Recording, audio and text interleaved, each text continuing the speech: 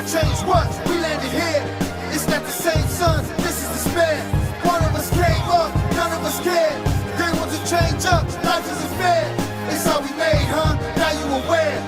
It's why you fear us, this why you scared. They over the hilltop, I see them right there. They'll wait for the kill shot, they'll sit and they'll stare. If we got a real shot for us, it's up there. We're hopeless if we stop, they'll kill us right here. Living in death's den, run through the best winds, storming the front gates. Whatever gets us in, whatever gets us over, whatever helps us win, whatever we must do. Rescuing our kids, as long as they get through it, don't matter if we live. God chose to bless you, I'll take all that death gives. I'm into this war ends, in memory of dead friends. Hope of a new way when all of this death ends. Who can we call on? It's me and it's all y'all. We're here by our lonesome, nobody to fall on. Flesh in the dirt, fire to ashes. Fate getting closer every moment that passes. Running away, no one is there. No one to save us, nothing to spare.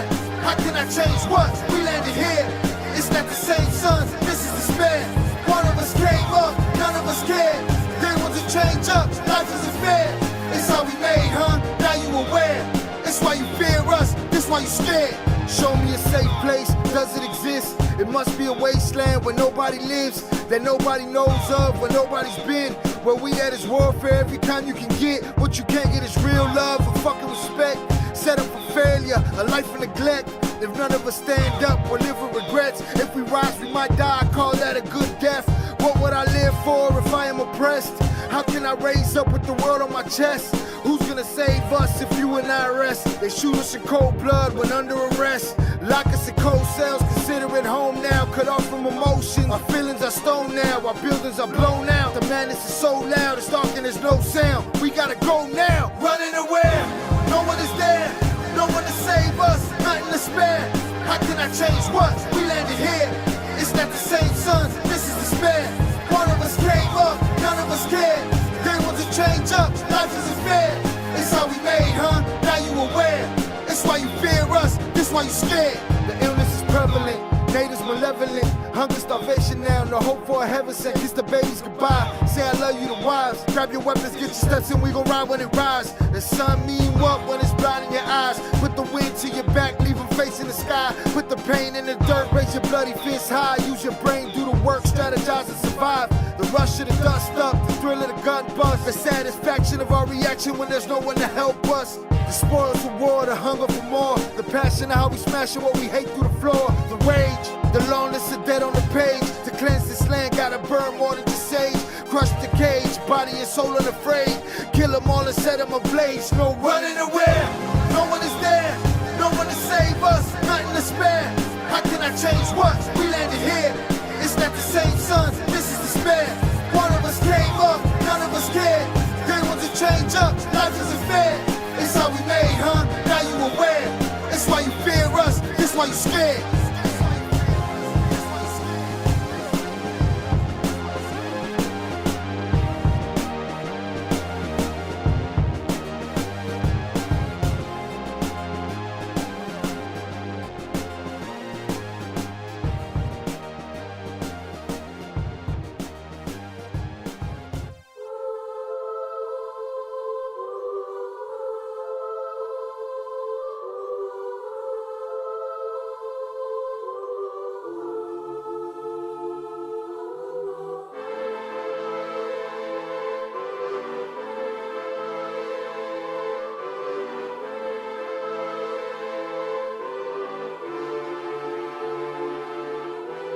Hanging from a thread till you dead, cause your partner put a price on your head.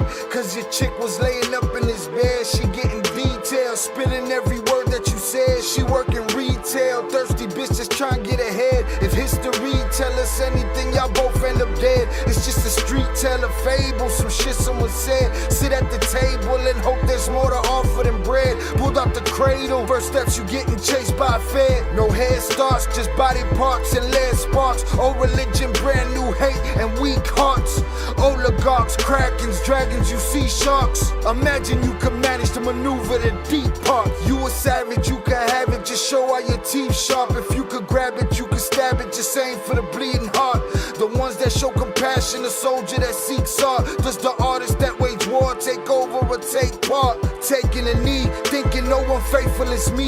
I'm good people in bad lands, no evil live within me. I mind mine, I survive, find this lands for the free. If I'm mistaken, I'm forsaken, no one rescuing me. Residual effects, straight bullets through familiar necks. For any number of infractions that I deem disrespect. Your beliefs, you deserve better, but we both in the shit. You just haven't come to grips with it yet. Fight or flight, and they ain't really nowhere to go. If your back is against the wall and you ain't throwing no blows, you gon' crumble in the rubble, become blood in the snow. If you a victim, they collect them, grab the body and go. Dig them and ditch them, total disregard for the soul. Gas them and lit them, watch the flesh burn in the glow. Where we live and catch a shiver, this a hell you don't know. Your best hope is that your dying ain't slow, or your dying's a show. Where we at, it's every man for his own. A bloody backdrop, where killers just zone and slice flesh to the bone. Masked and gloved up front of your home. A flash of gun, but the side of your dome. Fresh blood from a stone, dents in your sense. Kick your fucking ball through the fence, dare you to say something. No sense in sitting around in suspense. Find out what's next, open your fucking mouth, disrespect. See the extent of how my life is intense. She beautiful and oppressed in a permanent summer dress. She a servant and still she blessed. Children cradled against her breast, whispering prayers, wishing their souls the best, knowing that they forgotten, not forgetting they're blessed. The bloodiest red lights, just piles of dead life. Something must be broken, the glyphs wasn't read right. You think them Bible papers was shed light? Yeah, right. Burn after reading, tell the preacher I'm leaving.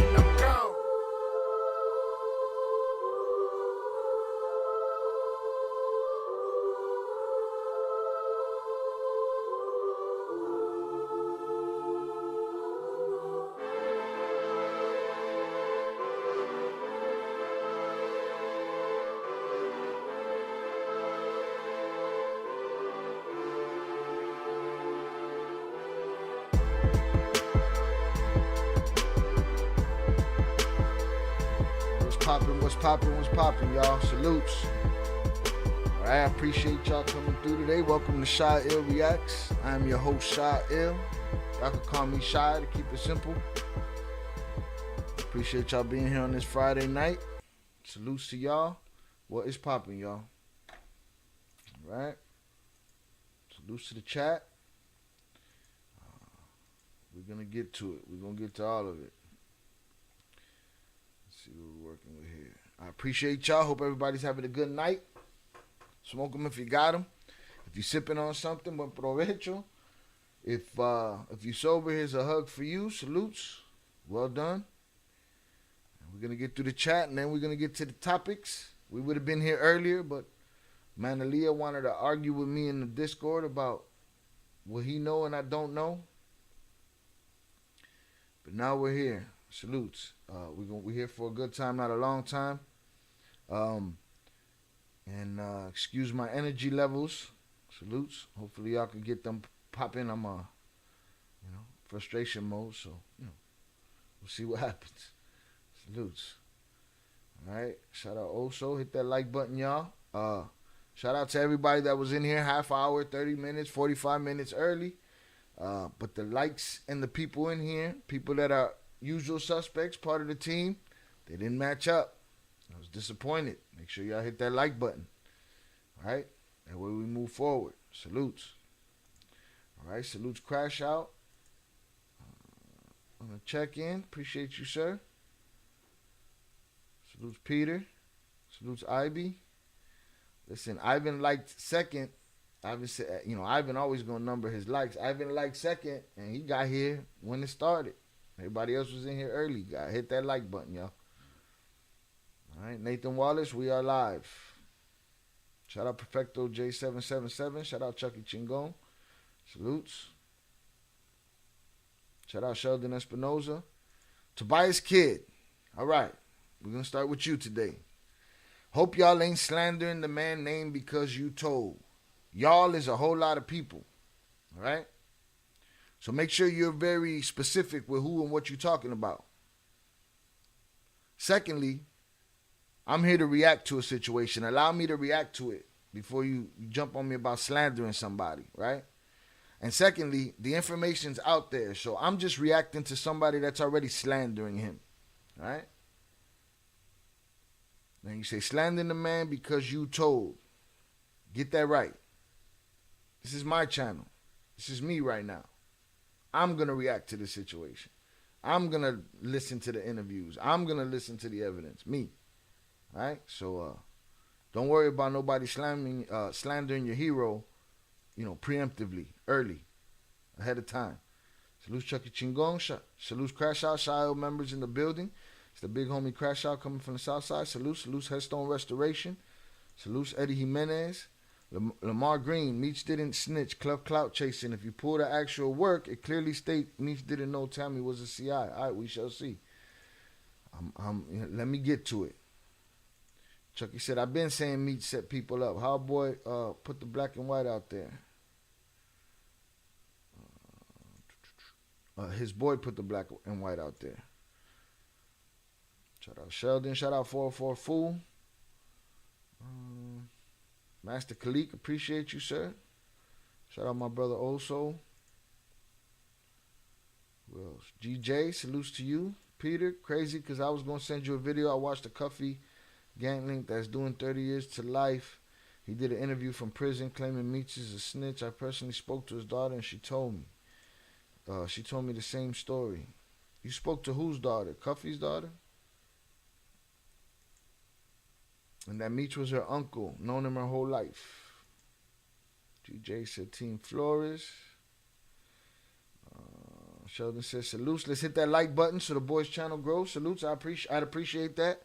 For those that don't, I could just, I just call it what it is. It's, some kind of dislike, hatred, laziness, whatever. But those that can, please do. Those that are willing, please do. There's pics of Cuffy and Meech in the 80s. Nah, you late. No excuses for you. Yeah. Nah, I'm late. I'm on time, actually. I'm only late because I told y'all I was late. Salutes. Shout out Al Gore.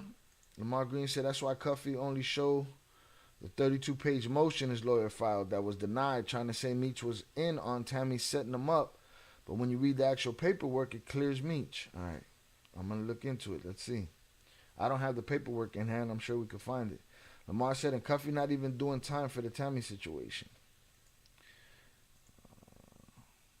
Peter said, yeah, Cuffy's daughter. Salutes. DJ Saylor said, makes no sense he ain't snitch. Never heard of a third-party snitch, and he never got any time reduction, so I don't understand how you're going to have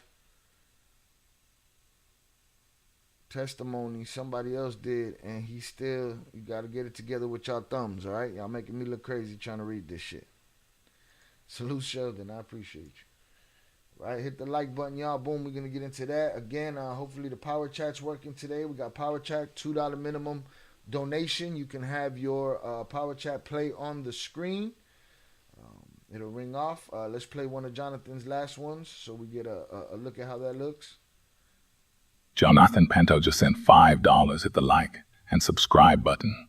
We live with Keel and J. Flores, dropping gems for free.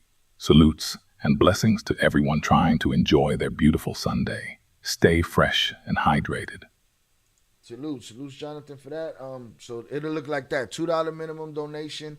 TTS links are in the description. We also have super chat, super thanks, super likes, super autumn stickers, and all of that good shit. Salutes. I appreciate y'all for being here. We're going to get into it. We're going to start with the Tanisha Welch interview on DJ Vlad. That's where we're starting. When I can, I'll stop for the chat. Otherwise, if it's that important, you have to interrupt me with a dono somehow. Salutes. Albert Flores says, not knowing your representative CI making $1 million deals for BMF shows negligence at best. But hey, it's all speculations. You're right. That's like not knowing that old girl at Rockefeller is an informant. Right? I would akin those two things to each other, right? That's what this kind of story reminds me of, but I don't know much about it. I don't, and when it comes to third party testifying and shit like that, I know that there's ways for dudes to be out there talking that don't end up on paper. I'm sure everybody done figured out, when and where and how to do things to try to keep their name clean. We'll see.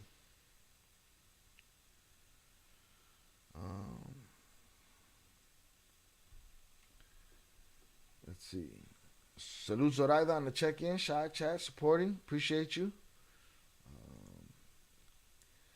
Lamar Green said, Cuffy, his daughter, and Blue Da Vinci all have Mickey Truth. The paperwork, I don't know what that Mickey Truth is, and interviews she pulled the actual work and showed them. It doesn't show Meech. Tammy was a CI or she has set him up. All right, let me get to it, Lamar. Salutes, I appreciate you. If I had a wrench, I would send video, just saying. Peter, you push yourself back every time, bro. I'm waiting for a 2-week period of you being here consistently and don't mention a wrench. And you just can't do it. It just drives you crazy. You don't want it, though. It's all good. I can get you to talk to Cuffy daughter, Shy. That's a beautiful thing. Shout out Think Like a Kingpin on the check-in. That would be nice. We'll get through this one first and see what it's looking like. We didn't have this conversation on a smaller level before. We're going to get into it even more. It's called dry knocking, third party. But, hey, like there's ways dudes do what they do and don't know. Because it used to be, show the paperwork. And then I remember somebody was like, well, there wouldn't be no paperwork for this, and that. It's like, so now the whole thing is convoluted. So now anybody could say anything, and if there's no paperwork to back it up, it's not real. It's like, come on, man. DJ Sater said, yeah, I get it, bro. But come on, I don't know how many dudes are going to do that. I mean, I don't even know what he did yet, bro. We're going to see. Happy late birthday, Zoraida. Headstone Misty, salutes. Salutes, Headstone. Appreciate you. All right. Let's get to it with this Tanisha Welch video. And let's hope that Vlad don't give me the clappage. Salutes. I will drop the link to this video in the chat. And, of course, to Vlad's channel. You already know the channel. Those that do, those that don't. Peace. Wow. That's for the video, and that's for the channel. Wow. Salutes. Please hit the like button, y'all. If you have yet to subscribe, please do. And let's get it. What's going on? Lamar said, what's your IG? About to send you someone to prove they clout chasing. The IG's at the top of the channel right there. CHI_ILL. Shout out Upper Echelon on the check-in. Peter said Meech hooked Cuffy up with Tammy. I spoke to Cuffy daughter. She told me the whole story. Y'all gonna let me get to it. Saludos, Think Like a Kingpin, Upper Echelon. Remember, no one's saying that Meech actually snitched, but everyone says that he had someone else snitch for him because he thinks no one would find out. Salutes Velez 408 on the check-in. I appreciate you. Again, more of these ways that I hear people, but you wouldn't have no paperwork on that because of this. Well, it's like we could call anybody anything then if there's no paperwork. Then it's just read between the lines. But guess what I've learned? 99.9999% of the people cannot read between the lines. All right? Most of us that think we know some shit, that think we smart, we don't know shit. Right? But we'll only point to people that don't like me. They'll point and say, Shy is the one that don't know shit. I know something. Nah, you don't know shit either. You know what I'm saying? It just be like that. So it's like, if there's no paperwork involved, how can I, you gotta read between the lines, and not everybody can do it. That's all I'm saying. Salute Chucky Chingon. Upper Echelon said he said that he wasn't doing time for that, but it's what started the case in the first place. Lamar says sent it to your IG. All right. Let's see what you sent. We're not going to get bogged down in what's in the IG just yet because I still got content to get to.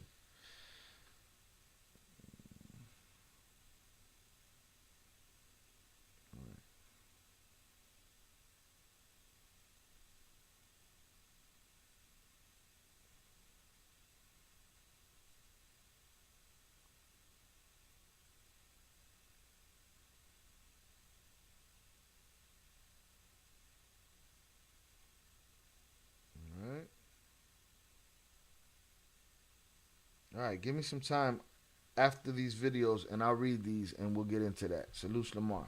I didn't even read the whole thing, just the beginning. I don't want to get bogged down yet. Think Like a Kingpin said, I thought no one would know about me. Shit. Did you really?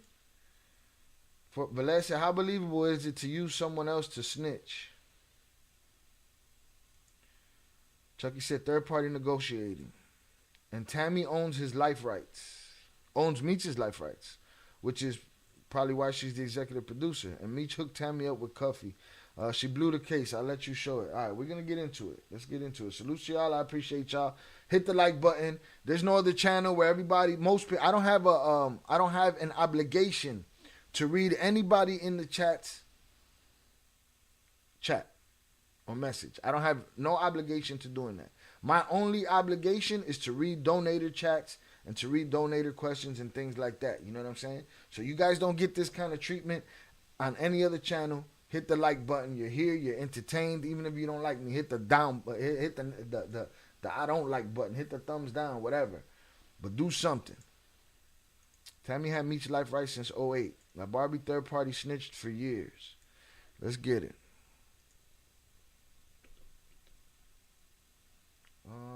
And here's another thing. Hold on a second. Let me see which chat is up here, because this is the vertical chat. It's useless. I don't even want it there. I don't understand why the vertical chat keeps popping up on the screen when that's not the chat that I have designated to pop up on the screen. So it's kind of annoying.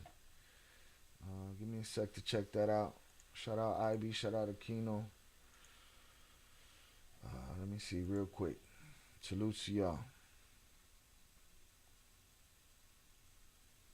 See, you soft, IB. I still F's with you, even if you don't like me. You soft, IB. It's all right, though. We'll talk about it another time. Headstone Restoration, thank you. Really appreciate it. Salutes.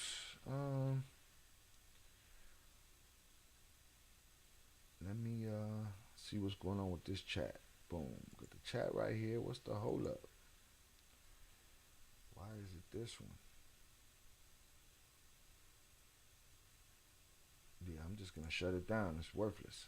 I don't want that side up there. I mean, I guess we could leave it up, but it's not a real representation of what's happening here. Shout out Chucky Chingon. He said, that's why we stay loyal. Respect, brother. Best channel out there. Real recognize real. Soft as hell. You right about that. Got to be right about something. Salute 404 fool. All right. Let's get it. I haven't. Okay. I don't know if you heard the story about Tammy Cohen. I haven't. Okay. You can explain it. I'm explaining the story. Tammy Cohen is now the executive producer of the BMF show, the BMF Star Show. She has Meech rights. I was doing this show, so when T was locked up, T asked me to call her. I blindly called her. And she just immediately went off on me. Like, what the hell? You know, I'm on probation. By this time, it was like 2014, 13, 14. And the next day after that conversation, I get called down to my probation officer. I'm looking at my young son because this has never happened to me. I've been on probation a couple of years now, like, what's going on? So I told my youngest son, when I called him, I said, hey, come over here. I got to, my probation officer called me. I got to go turn myself in. Not turn myself in. I said, I got to go see her. And he said, what's going on? I said, I don't know. She told me she's giving me an hour to get there. I get down to my probation officer, my son in the car. I said, if I don't come out in a couple of hours, call the lawyer. I get in there, Tammy Cohen is a government informant. So she says, my probation officer is sitting there. Wait, what is she saying? Tammy Cohen, in a couple of hours, call the lawyer. I get in there, Tammy Cohen is a government informant. So she says, my probation officer is sitting there, and some other guy. I can't remember his name, but I just knew he was part of the DEA. Jonathan Pinto just sent $5 salutes. Kill, my dude. Thanks for your resilient grind and always being here for us, finding ways to grow with your quality content. Shoot it, and blessings to the committed chat members. Like and subscribe, it's free. Salutes Jonathan Pantoja Freeman, Mr. Nice Guy Watch. Salutes to you, sir. He says, salute Shy Il, my dude. Thanks for your resilient grind and always being here for us, finding ways to grow with your quality content.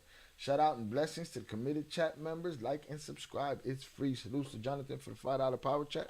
I appreciate you, sir. Let's see. Shout out Flu Dog checking in. Flu Dog, salutes to you. Juan Quintero says Shy was cooking. My homie used to say, I ain't taking my kids to Chuck E. Cheese for their birthday because they turn into big old rats at home in the backyard or garage and shit. Well, Lamar Green said Peter, Tammy, and Cuffy was introduced for Meech Life Rights. Cuff was supposed to do a movie on Meech Life. Then it went on to her linking him and the Migo, which they did plenty of loads before she went bad. And I'm like, fuck, part of the DA. And So she says she goes to see her PO, and then all of a sudden, boom, Tammy's a confidential informant. Who's telling you this? The PO's telling you this? And then she says it's another DEA guy. my probation officer is sitting there, and some other guy. I can't remember his name, but I just knew he was part of the DEA. And I come in, I go in, I'm like, fuck. You know, this is everybody's nightmare. I already did my time.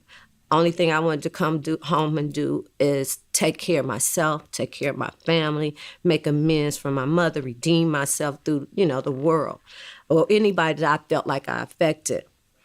So they told me, and he says, you know what this is about? And I said, no.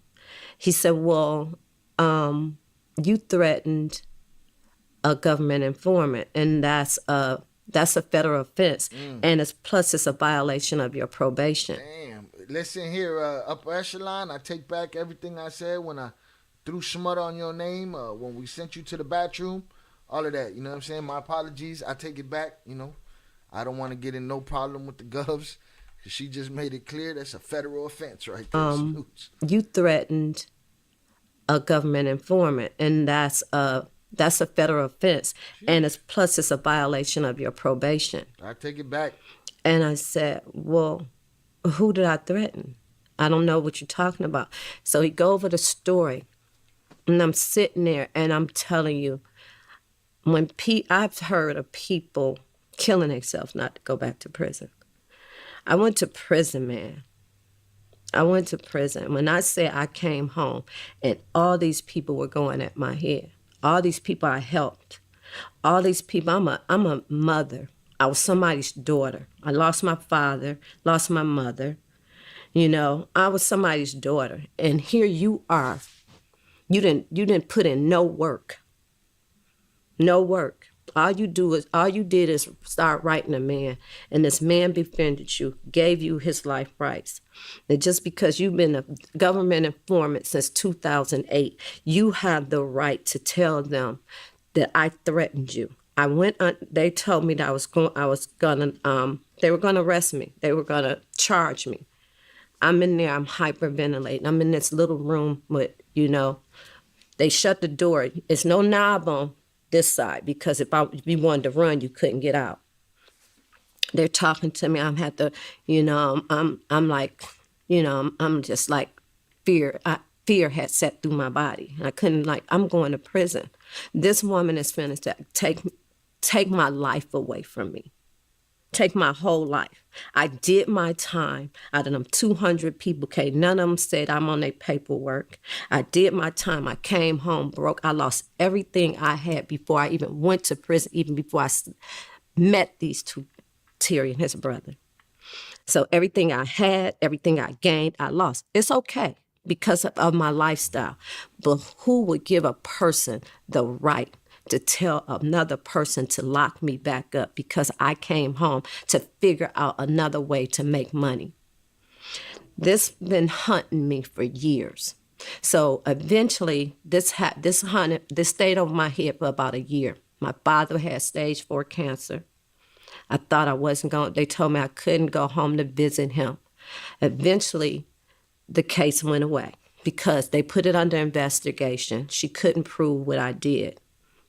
Prove that I threatened her. And then after that, she has did interviews about me. Like her and Saucer's going at my head. For what reason? I don't even know y'all.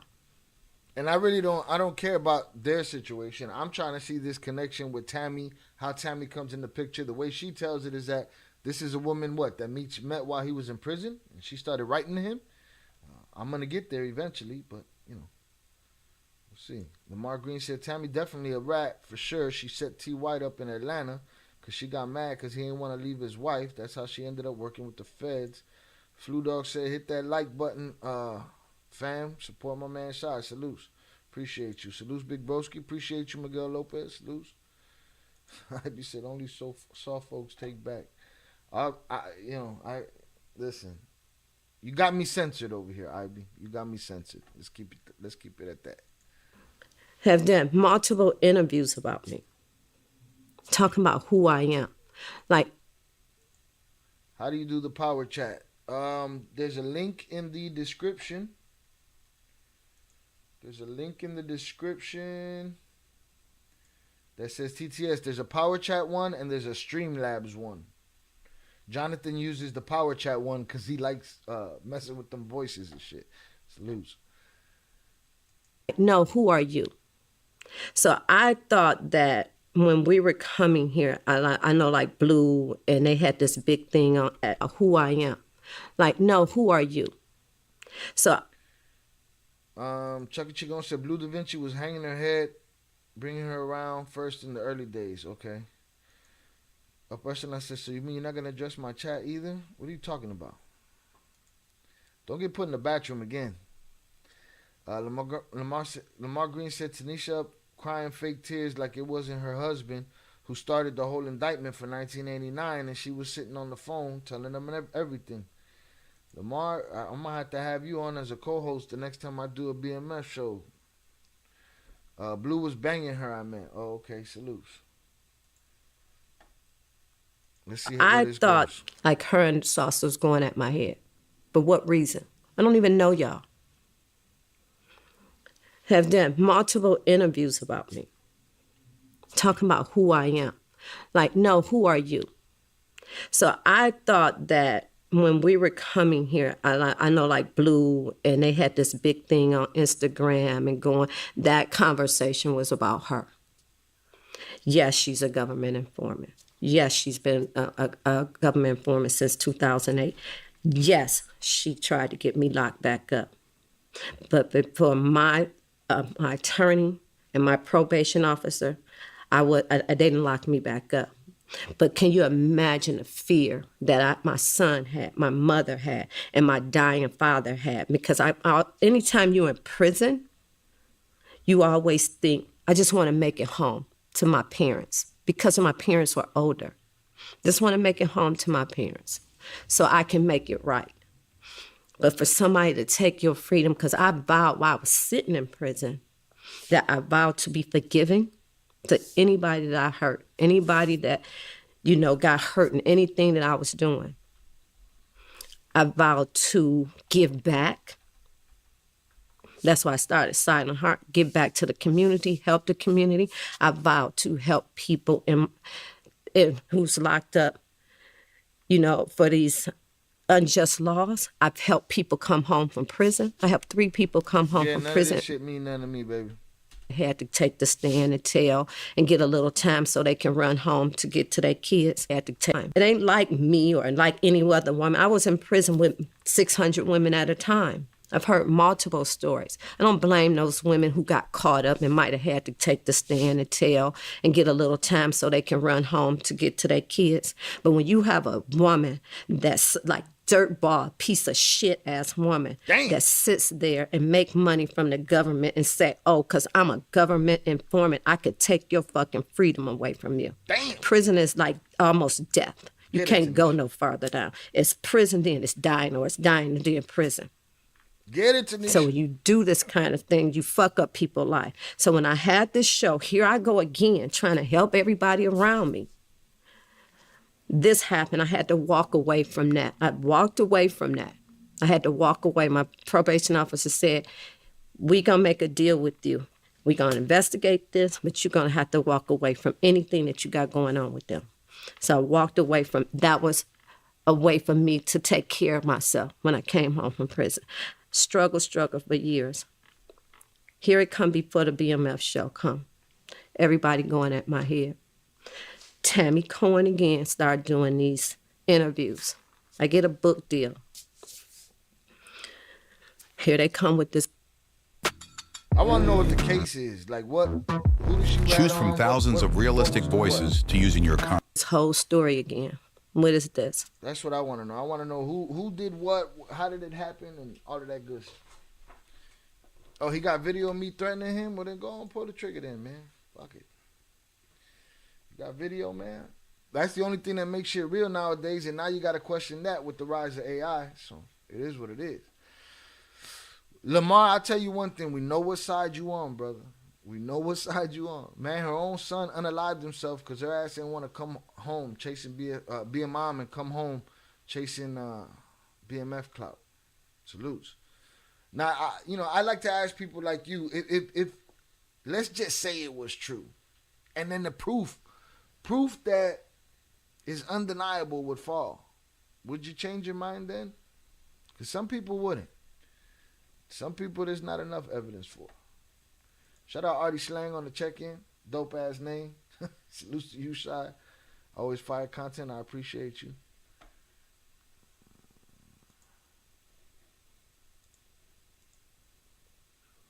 What is this? Why is this woman? I want to know. I want you to put this piece in this because I really want to know. I want her to face me. I want her to face the world like when she put out these interviews for me. I want her to feel like she made me feel when I had to almost go back to prison. I want to know, why did you do that? What could I didn't even know who she was. I used to look her up because when you're a government informant, you don't have no identity. You don't have a Facebook, you don't have an Instagram, you don't have LinkedIn, you don't have anything. And I was asking people, who is this person? Who is this person? When they did the Jonathan, you're gonna have to put upper echelon through the power chat class, bro. Salutes. Lamar said her husband was one of T and Meech plugs in the late 80s and started effing Terry when he got locked up. Tanisha ass trash. Okay, I don't doubt it. Salutes upper echelon for the $9.99 super chat. He said Meech would never snitch. He's a real gangster with a laughing emoji. So y'all can take that with a grain of salt. I want to know how to do the voices here. I'm gonna drop the link in here. And then it should be, you can do it anonymously or it can say your name at the top or whatever. You have the choice, but let me drop the link in here for you. All right, this is the one with the voices. It has a different selection of voices. Jonathan knows them better than me. Boom. That's the power chat. That's the power chat link right there. Right? Now, we're going to get through Tanisha, and then we're going to get into Blue's first interview about this with Cam Capone. Then we're going to get into the latest one. Chuck Chigon said, once that time sets in, a lot goes through your mind, especially with everything. I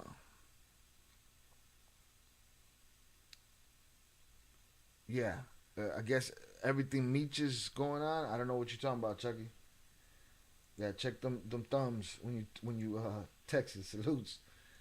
Right? I appreciate y'all. Hit the like button. Salutes to y'all. Tammy told on Terry White in Atlanta, and she did try to put a case on Cuff. Salutes. I like Blue. He seems sincere. Salutes. Let's get it. BMF Stars premiere. I was on Instagram, and I seen her for the first time. Nobody had to tell me. I looked at her, and I knew it was her. All these people from BMF and everybody, they just all hugged up with this person. Do you know how that make me feel? Like, this is a government informant. I'm y'all 30-something year friend. I don't even have to be a friend. I should have been somebody you respect. You don't have to love me. You don't have to like me.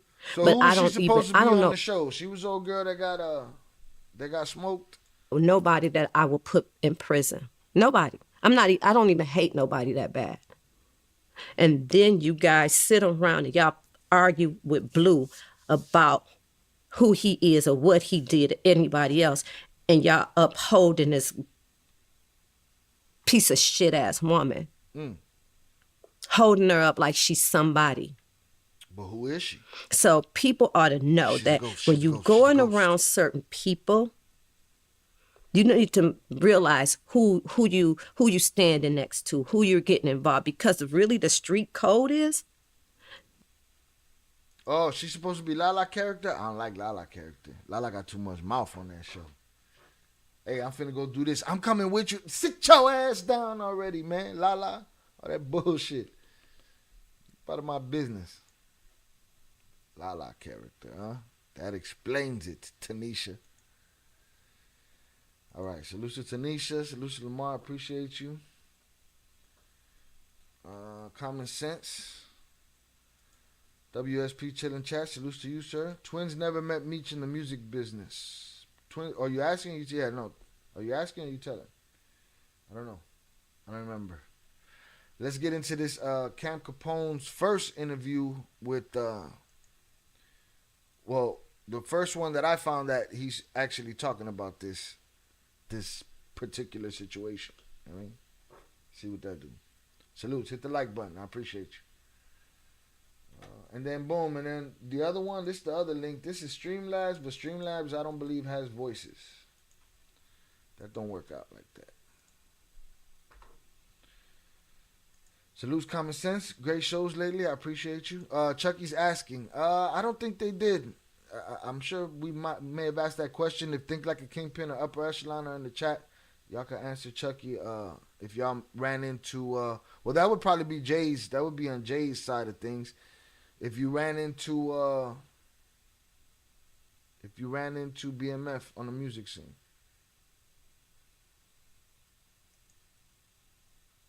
I don't know what show they're talking about. Blue Da Vinci, a rat too. We'll get into that too. Salutes.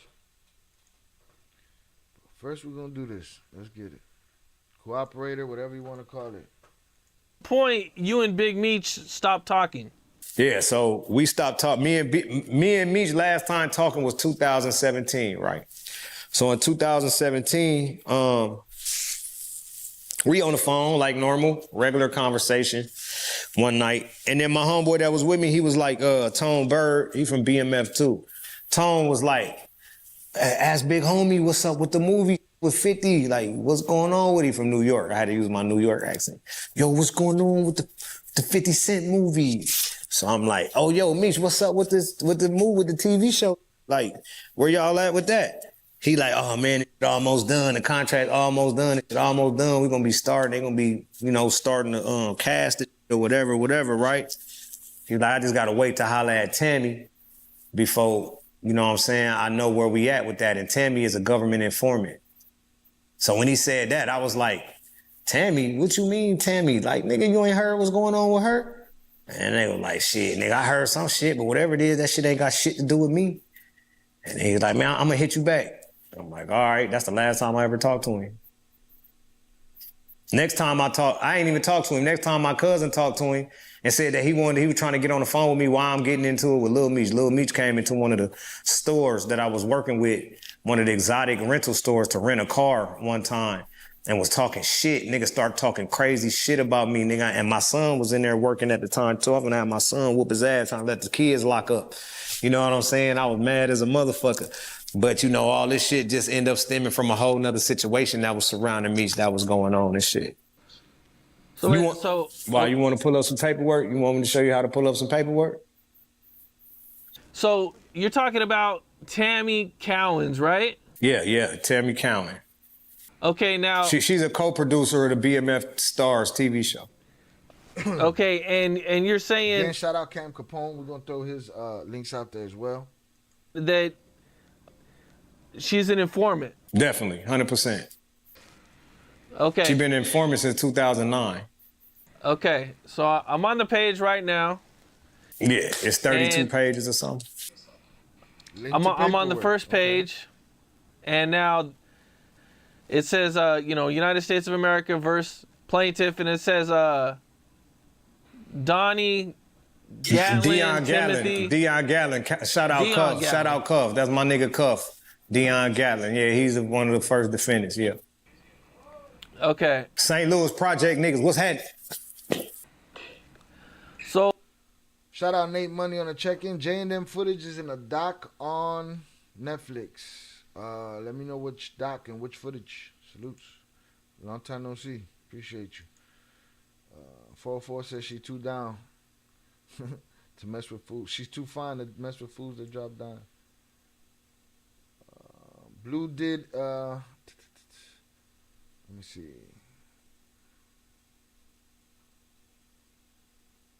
Blue did his shit on the sneak and he don't even own it. They got his name on paperwork. Sheldon said, I did what I did and I'm still balling. Go Bucks. Blue most definitely ate the cheese. Common sense said, I don't care if someone cooperates, but when someone don't own it, that's when I got an issue. It is what it is. But don't be on the F shit on top of it. Fool got dusty nostrils and a pink windbreaker. And his iced out Cubans, plated Cubans are underneath the thing. What's going on? It's always the guys pointing fingers, calling everyone rats who wind up being the ones who effed up paperwork, called deflection. Lamar Green told you, Shy, they keep showing the 32 pages that Cuff lawyer filed. Yeah, I haven't clicked on this link yet, but I'm going to click on that link and see if it's 32 pages. So you saying it's a one-sided document. There's shit missing from there. And Cuff's lawyer filed it, so it would be to his benefit. But I'll after this video is done, I'll check that link and see what it's about. Salute.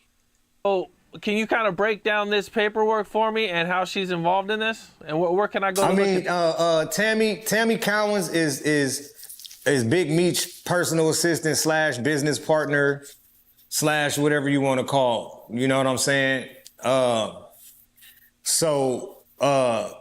Basically, she became the owner of what Meech has as BMF Entertainment, his company from prison. His company, she became the owner of it in 2008. And in 2009, she became a government informant. In 2010, she did a case that was pertaining to a guy that Meech met in prison and one of Meech's homeboys of 26 years. Okay. Now, in this paperwork, it doesn't actually say her name. Right, yeah. You will have to it don't say her name. Hold on, I want to hear what.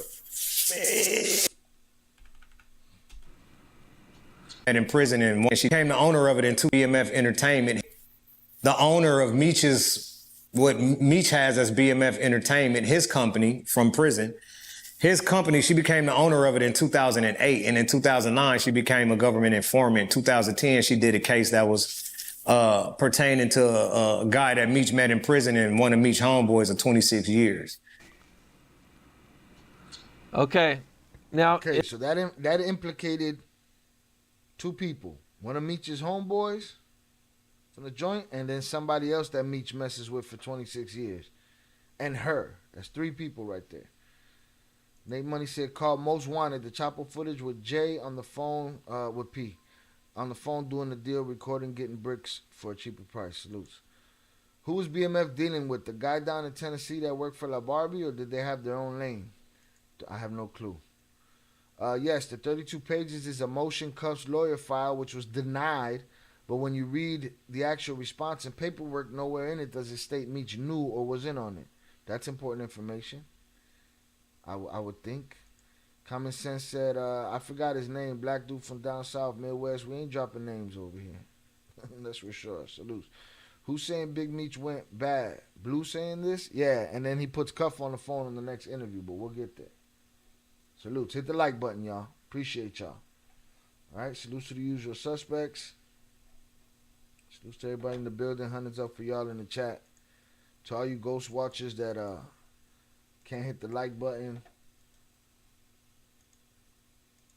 thanks for the view.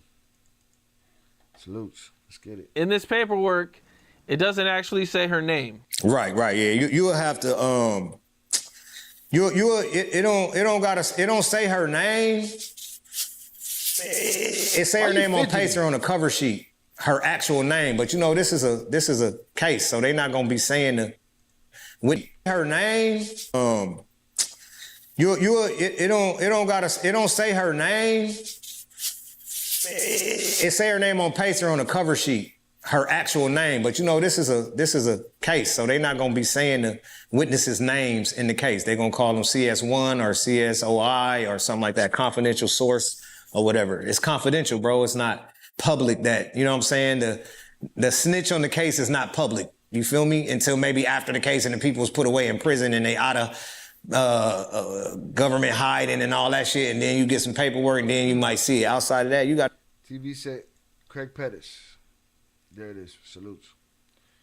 Lamar Green says the Mexican Suarez who Tammy linked with Cuff and Meech. Suarez in the Feds, 05 from Detroit. Suarez beat the Feds 3 times. Jesus. No, they already got indicted a long time ago. I'm not name dropping. No, salutes. I appreciate you. Just talking my shit, bro. Got to be tapped in. You got to have that pacer. Got to be able to pull cover sheets and shit like that. But when people read the affidavit, it explains to you exactly who she is. And then when people follow or know, or once you get to understand this situation, then you'll get to see exactly who Tammy Cowens is. Okay, I'm gonna read a little part of it real quick, man. It says CS1's relationship with Flores, Suarez, and Gatling. When CSI became a DA informant, CSI was and had been a longtime associate of Demetrius Fleury. Now, here's where it says CSI-1 held Fleury's power of attorney and life rights with creative control. So... yeah, that means she's the person that got his life right. So she's the person that 50 Cent got the movie from, the TV show from. That's the only way. That means Meech cannot make a move without that woman. To get it. You can't get it from Meech because he in prison, so he can't DBA. He can't do business from prison. He's in jail. So he has to sign his rights to do his life story or do whatever he gonna do in his name over to somebody else. And Tammy Cowens is the person that was appointed to do all of that business. And she's the one that got the deal with 50. What's up? This is Kim. Shout out Cam Capone. I believe he's Chicago, and I don't think he's very sensational. I like that. He don't add too much bullshit to it or instigate no shit that I could tell. He lets people talk. All right, so this is the latest interview that recently came out, and this is with Blue Da Vinci getting Cuffy on the phone to explain this whole situation. Lamar Green said Meech never shopped with Craig. The deal was with Green Eyes and Daniel Corral.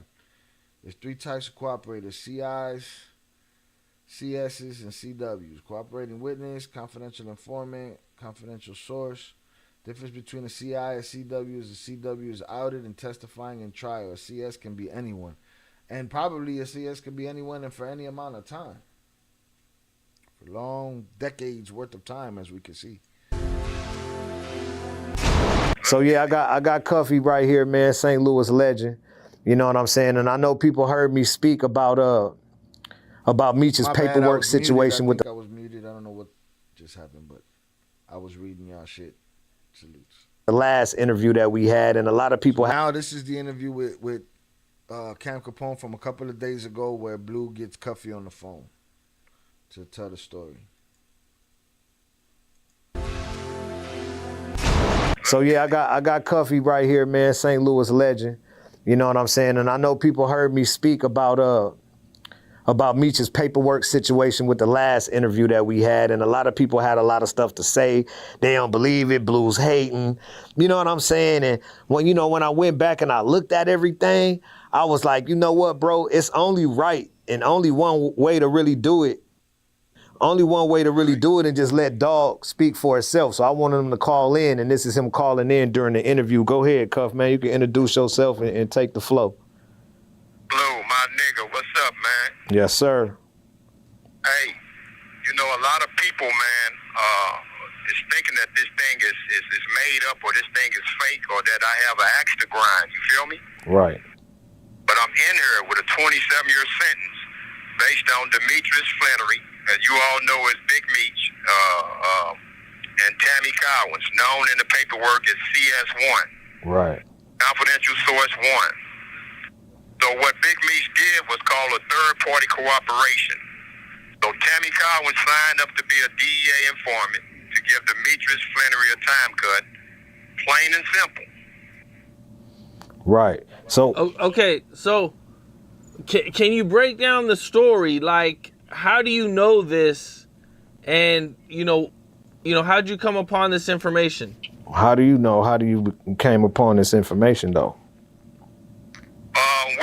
We were rewarded what's called a Franks hearing. It's based on a case called U.S. versus Frank. So I would implore your listeners to look the case up. And what a Franks hearing entails is that you're able to. Now, did he say that? Lamar said, "See, Cuff lying. He not doing 27 years because of Tammy." I need to hear him say he doing 27 years because of her. I would implore your listeners to look the hearing. It's based on a This. Right.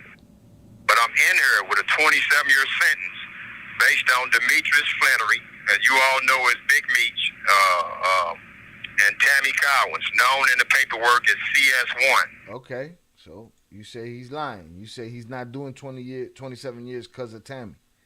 Or Meech? Right. Confidential source, naming informants, and so on and so forth, just like a regular trial. You know this, and how'd you come upon this information?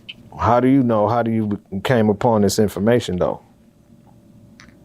We were rewarded what's called a Franks hearing. It's based on a case called U.S. versus Frank. So I would implore your listeners to look the case up. And what a Franks hearing entails is that you're able to cross-examine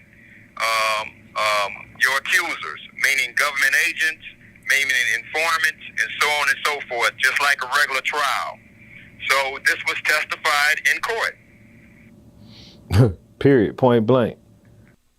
This was testified in court that I became a government informant to give Demetrius Flannery a time cut. That's what was said on the stand, bro. The lady became a government informant to give Demetrius Flannery a time cut.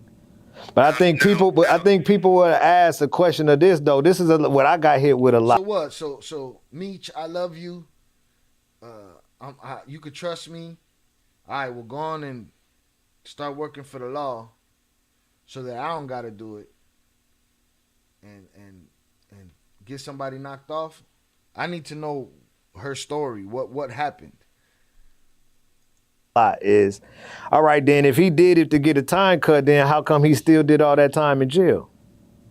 Well, what they don't understand is that he never received the time cut because what came out was that she had an illicit sexual relationship with Special Agent Keith Cromer. Oh, Special Agent Keith. She was smashing the homies? That's how she dropped the ball on the case? She was smashing the homies? Type his name in, it'll tell you that Cuff pleaded guilty. He doing 27 for ordering and unaliving. And the dude who told on the dude who told on his brother and his own crew told on him about their conspiracy.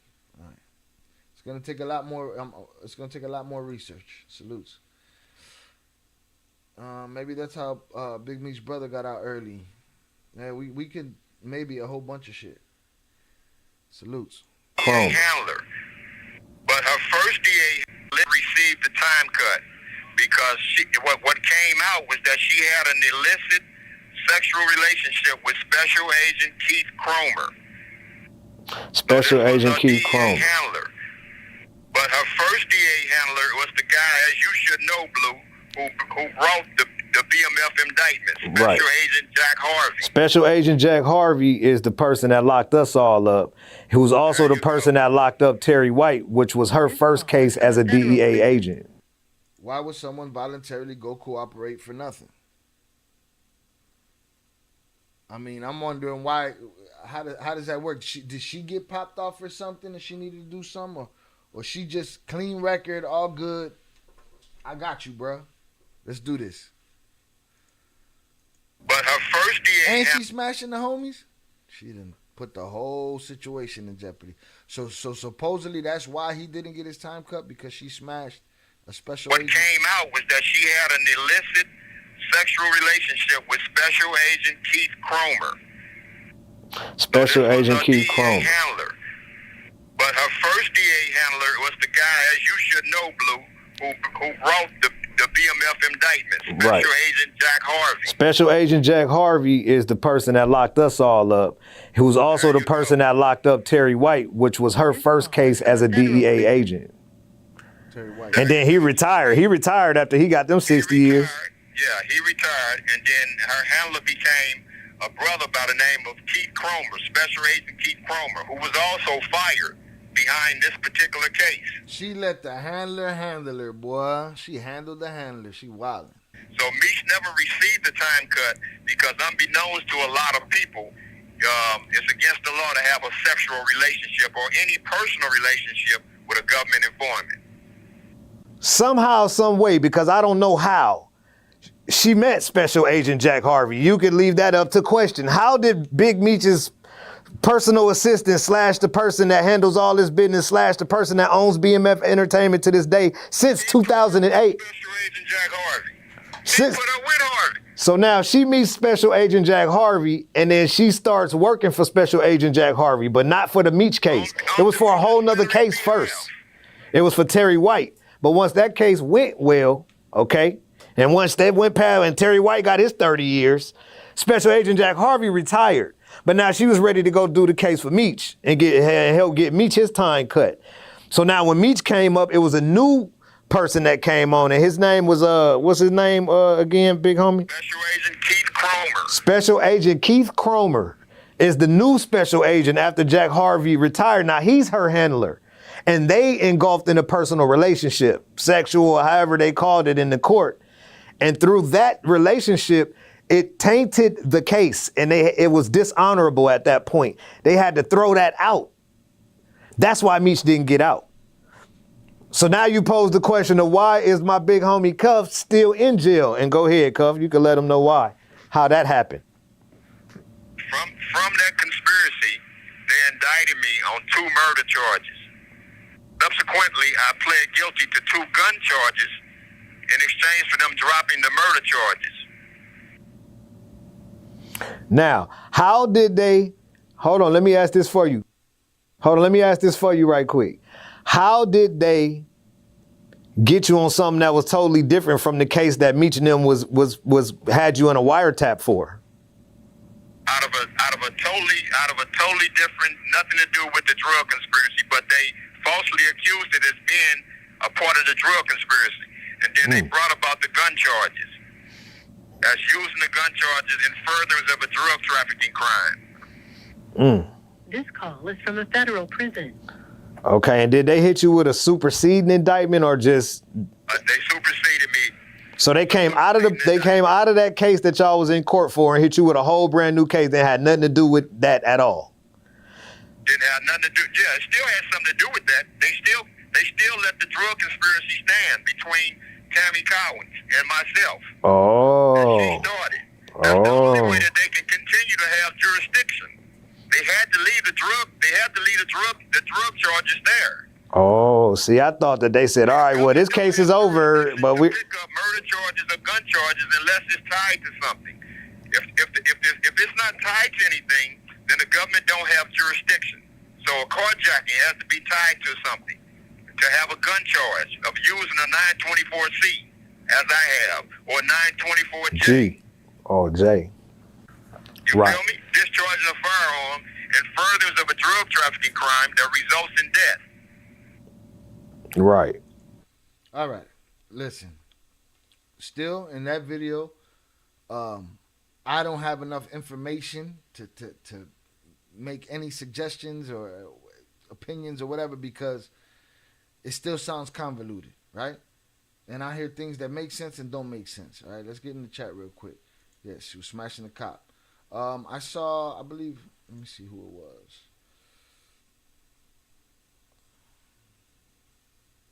Somebody said something to the effect of, you know, to say that you didn't know that she was an informant is crazy because you're talking about somebody that you gave power of attorney over everything to. You know what I'm saying? You signed over your life to this person. And if you don't know that, which you probably didn't, then you got bamboozled. Because then if he didn't get his, according to this theory, if he didn't get his time cut, right, that would say that, and then she ruined the time cut by smashing her handler, right? That would leave Meech in a position to where he'd be salty with her, like, yo, you fucked this all up, right?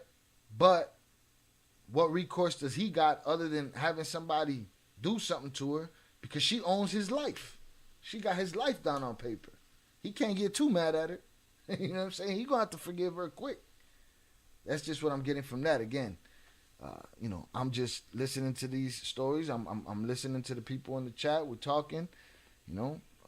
Again, my mind is in 50 different places, but I'm trying to keep it all together and put it together here. Let's see. Lamar said the case started because she was sleeping with the agent. When Suarez called, she was with Cromer. He heard Suarez asking if she knew anyone who could move work, and he was looking for Cuff because he had a load. See, yeah, I got to get into all of that. I got to get into the whole story because I'm not convinced of this third party shit yet because I don't know the case. And if all we got is 32 pages from somebody that put a motion that got denied, then I don't know what I'm looking at. Listen, all top level traffickers got relationships with agents and cops, especially when they out for decades without incidents. I believe that too about a lot of them. It's a dirty business. It ain't called playing the game for no reason. Jonathan said, upper echelon, I'll help you find the funny voice effects. We got to have one of you eating on the phone or your phone not working. Blessings to you and your family. King of Talk says, so we listen to a rat say another man is... We listening to whatever I want to listen to. We listening to a rat say another man is a rat. Everyone know Blue a rat. Nobody in BMF F with. His paperwork is out there. I believe that too. But he never showed the paperwork on Meech. Again, I agree. That's another lie because Suarez charges were dropped. See, I don't even know who Suarez is. I need to get into that part of this whole story. Evidently, I'm not there yet. All right? I gotta find resources for that. Let me go back here and see what this link is to this paperwork. All right, I hit the link.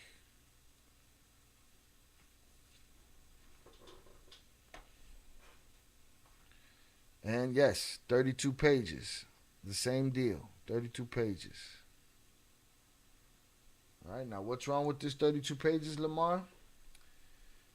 Lamar Green said, then when you meet the messages from Cuff I sent you, he basically saying he want to see what Meech going to do with her. Shai, let me send you 3 interviews from Cuffy. All right, but it depends how long they are. We're not going to, we'll have to come back and do a part 2 or something sometime soon. Suarez is the Mexican he met in jail. Tammy tried to set up. Okay. Cool. Cool. All right. Let me get these messages from over here and see what they're looking like. Shout out Danny Mendoza on the check-in. I appreciate you. Salutes. Salutes everybody. We're hanging out. We're being patient. I'm looking up stuff as we're going. All right, because we just got through those videos, but I didn't learn nothing from those, really. I didn't. The accusation of third-party cooperation, but nothing more than that. Like, come on.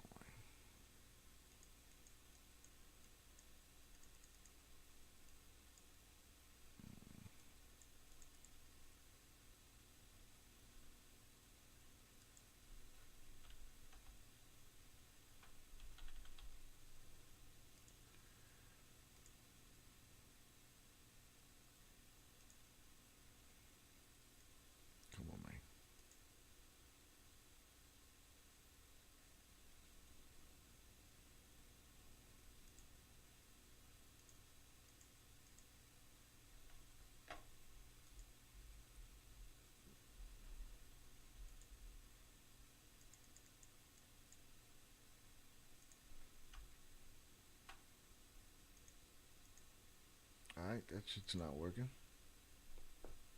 So let me just send it to myself from here. Let's see if I can find Tammy Cowens.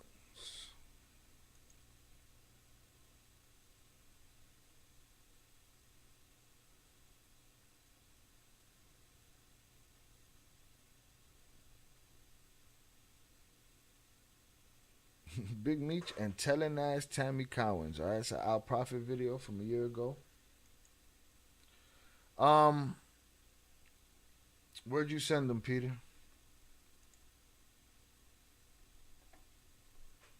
to the Insta. Insta's wilding right now. It's not letting me log out. Let me see.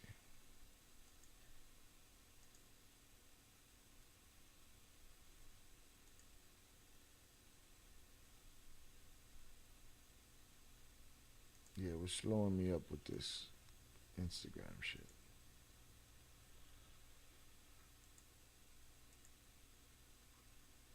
It's wild. Whatever. Just let me, if you can't send it in the Discord, I can't get it from Instagram right now. Shout out Rilo on the check-in. Appreciate you, sir. All right, let me just pull up one of these videos that come from all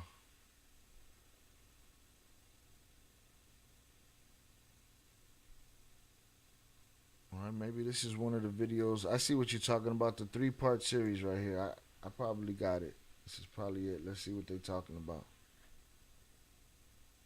And worked for Vibe and a lot of other different companies, and I become a branding and marketing specialist. From that point, met Meech and most of the top guys at the time. I don't need and he needed help with marketing. So on Pop's perspective and involvement, and then he put me with Sosa, and Sosa blew my head off because shout out Riley. Tammy started banging the special agent in charge, got the whole thing thrown out. Wildin'. Shout out Yael. What's up, Shy? Salutes to you. I appreciate you for being here. Thank you for coming through. Lamar said that Our Prophet was a good breakdown. Yeah, I don't know. Maybe I'll play it. I saw him try to. He threatened Peter with clapping Peter in the comments and reporting him. So I would think he'd probably take a shot at reporting me too. I don't know. But we'll take a look at it. Tell me who's going to get Meech a Rule 35. Like and subscribe for all the great quality content. It is for the free. Lose. No one in the organization, no one around could tell me about the old school shit. All I could tell me is about L.A. named Suarez. You'll see his name in the paperwork. Fidel Suarez. Here we go. That's why but brothers who are... The phone I heard about you, dog. That. Yeah, I'm the first nigga put $1 million in his pocket. Right. So says the day one. My head off because no one in the organization, no one around could tell me about the old school shit. All I could tell me is about, going forward from California. I'm not salutes Lamar Green. Damn, on BS like that. All I know is he threatened to report Peter Hazaz that's in here. He threatened to report him just for I guess saying something he didn't like in his comments. So I would think if he didn't like my coverage of his shit, he'd clap me. But I'll give it a shot. I'll give it a shit. We'll see what happens. I don't really, I don't do too much reporting, so I want to know how everything came to be. But see, Sosa and myself, we all before all of that. You feel me? Right. Sosa is a day one nigga. You understand what I'm saying? Yes, sir. And see, Meech, I'm the first nigga put $1 million in his pocket. He never seen that till he came to the loot. You feel me? I heard about you, dog. That. I heard you was just an outstanding dude, man. Take care of your business and your reputation in a good way preceded itself. So come on, I understand now based you let the man talk. Based on from what we've dealt with and seen with this whole thing with Tammy, man. Speak on that for me if you can, because it's perplexing. Well, what Meech and Tammy did is called because you're not in the system. Thank God you're not. I hate to see brothers in this system. But brothers who are familiar with this system, this is a nasty, nasty system. What Meech and Tammy did was called a third-party cooperation. What happened was... This call is from a federal prison. Originally, I was put with Tammy. I paid for the script. I paid $250,000. That's my script. That's why 50 when he came in, because we put a assistant deceased order in through my attorney. That's why they couldn't do a motion picture. That's why you didn't see the BMF story on the big screen. So 50 ran it through that star shit that he run that other corny shit that he do. So what happened was, homie, I wasn't even the original target. They wanted to get a little Mexican. He's actually a cartel member out of L.A. named Suarez. You'll see his name in the paperwork, Fidel Suarez. He was their initial target. You feel me? Right. He was their initial target. But with me calling in while they were trying to set up Fidel Suarez, she clicked over and told the Fed, or the agents who was listening to her and Suarez, hold on, this is Cuff. And when they heard the name Cuff, they went fucking crazy. And that's when her and Meech turned the scheme toward me. You feel me? So what it the supposed sting that Meech was gonna use to get less time was on Suarez, but somehow Cuff ended up in the middle of it. Trying to set up Fidel Suarez, she clicked over and told the Fed, or the agents who was listening to her and Suarez, hold on, this is Cuff. And when they heard the name Cuff, they went fucking crazy. And that's when her and Meech turned the scheme toward me. You feel me? So what it did was, this was what it was supposed to do. It was supposed to give Meech a time cut for her cooperation and set me up. But also, it kills two birds with one stone. It puts me in jail, and now they don't have to split any of the revenue with me. My buddy and my partner along with me, his name is Louis Burrell. That's MC Hammer's big brother. That's who Tammy was coming out here to see. That was me. I'm gonna tell you the year. That was 2015. No, that was like 14. Way earlier than that. It started way earlier than that. Way earlier than that. Around. And not only that, well, Lamar said I still don't see them picking him over Suarez, who already had beat the Feds twice before this. So they definitely would have a score to settle with him. But my thought also is there's a personal caveat to this. You know what I'm saying? Personal caveat to this is the movie rights and the TV rights and what this guy think he's entitled to and what he wants from Meech and probably what Meech don't want to give him and all that and the other. Rilo said, I hated to hear this because I respected Meech, but it is what it is. Albert Flores says, so it was a setup to get him out of the deal. Shit, that's a damn thing. We ain't really heard nothing yet to make conclusion.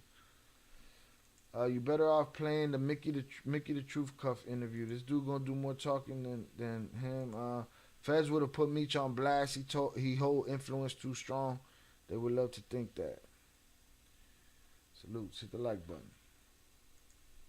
2010, homie. Way earlier than that. I'm sorry. Yeah, we gotta go way back. We put $50 million on the table through Lionsgate's Films, through Louis Burrell's Connect.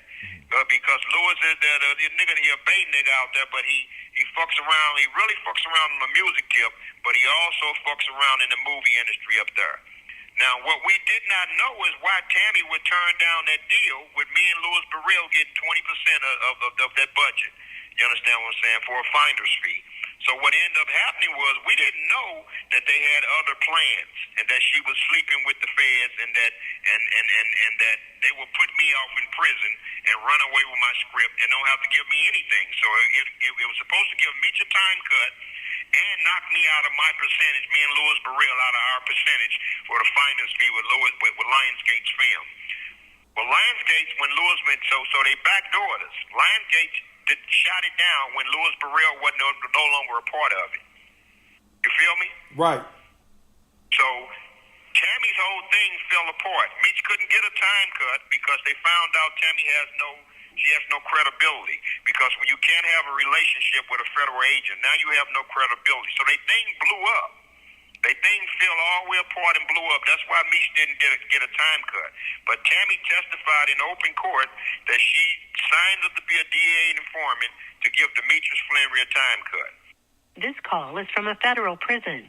Special Agent Keith Cromer testified that Demetrius Flannery knew about this whole thing, but he just wanted to keep his name out of the documents. Who testified that? Knew about this. Special Agent Keith Cromer testified that Demetrius Flannery knew about this whole thing, but he just wanted to keep his name out of the documents. Is that Chris Coleman's testimony? The homie that she smashed? He put that on record. The special agent told Flannery that he could not do that. He could only do that if Cuff don't go to trial. And with Cuff's record, he can't afford to go to trial. You understand what I'm saying? Correct.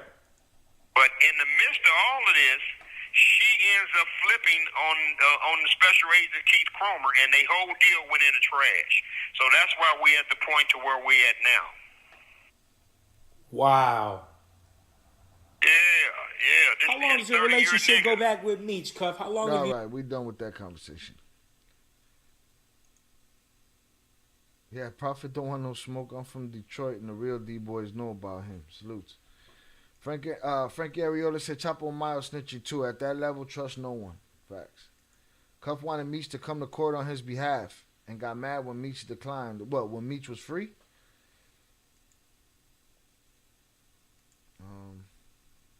Jonathan said, I'm not saying Meech couldn't or wouldn't snitch, but from all these years seeing Blue Da Vinci energy changing, I can't take his word as bond. I can't argue with you. I can't argue with you on Blue Da Vinci's word. I don't know what his word means. It's hard to know what anyone's word means anymore. Upper Echelon said, Jonathan, I got in trouble with Think Like a Kingpin. I can't eat on the phone, have bad service, or be tired. Yeah, Think Like a Kingpin ain't having that shit no more, Jonathan. Think Like a Kingpin is the head of Sha Ill React's quality control department, right? And in the future, Upper Echelon is not allowed to eat on the phone, have bad service on his phone, or be tired, all right? Not over here. All right, he gonna have to do us the way he do everybody else and show up with some pep in his step. Meech tried it, so he's a rat, but I still ain't seen nothing that says Meech tried it yet. I hear a dude say it, one dude say it. Lamar Green said, he wanted Meech to come to court on his behalf on this case. Meech told Cuff lawyer he don't want no parts. Shit. So, salutes to Think Like a Kingpin, quality control. No eating, no bad service, no being tired. All right, let's see what else we can find here. All right, we went with Cuff. We're gonna keep it down the middle, and we're gonna go with what Lamar said, and we're gonna go to the Al Prophet joint. Let me see. Because again, these conversations, when we don't really know, everybody has a side. Nate Money said Blue is sour. He agreed to tell, and they didn't even ask him to. He offered. Yeah, I don't know the whole story. Where's the Al Prophet joint? See, like me, I like to, tag Al Prophet. Tag him in the title and shit like that, but some guys take offense to that type of shit. We'll see. The vertical is the thrill of the vertical lives are gone. I don't know whether to keep doing them or not. Upper Echelon, was this earlier? I'm guessing I missed something interesting. No, that was some I guess Think Like a Kingpin let him know. He said, Jonathan, I got in trouble with Think Like a Kingpin. I can't eat on the phone, have bad service, or be tired. Salutes.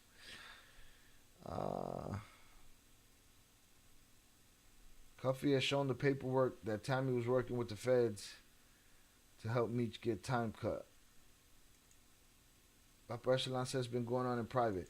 Cuffy showed 32 pages of paperwork that I'm not going to get into today, but allegedly from Lamar Green, that paperwork was just a motion from Cuddy's side that got shut down by the court.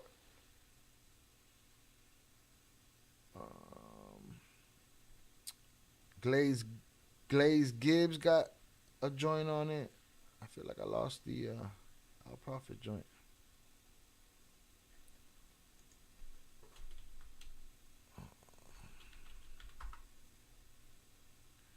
Oh, there it is.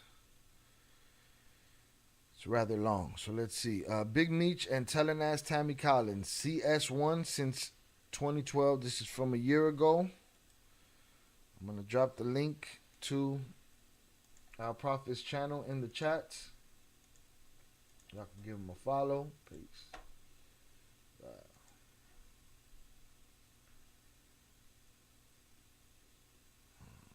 Shut up, Echelon. Blue got a safety valve. His self-substantial cooperation. Right, it's a rather long video. I don't think we're going to do the whole thing, but let's get into it. And I'll link y'all to the video itself.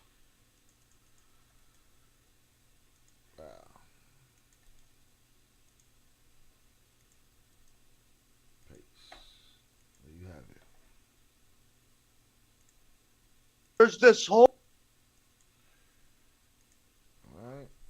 couple of guys talking about this case. Let's see what happens. Yeah, there's this whole business beef around the TV show that you don't really hear talked about. So you can make this entire like side story that's becoming a main story drama behind whether Demetrius cooperated, how he cooperated allegedly, the stuff, how it plays in to the TV and film rights. I mean, this by itself is a movie.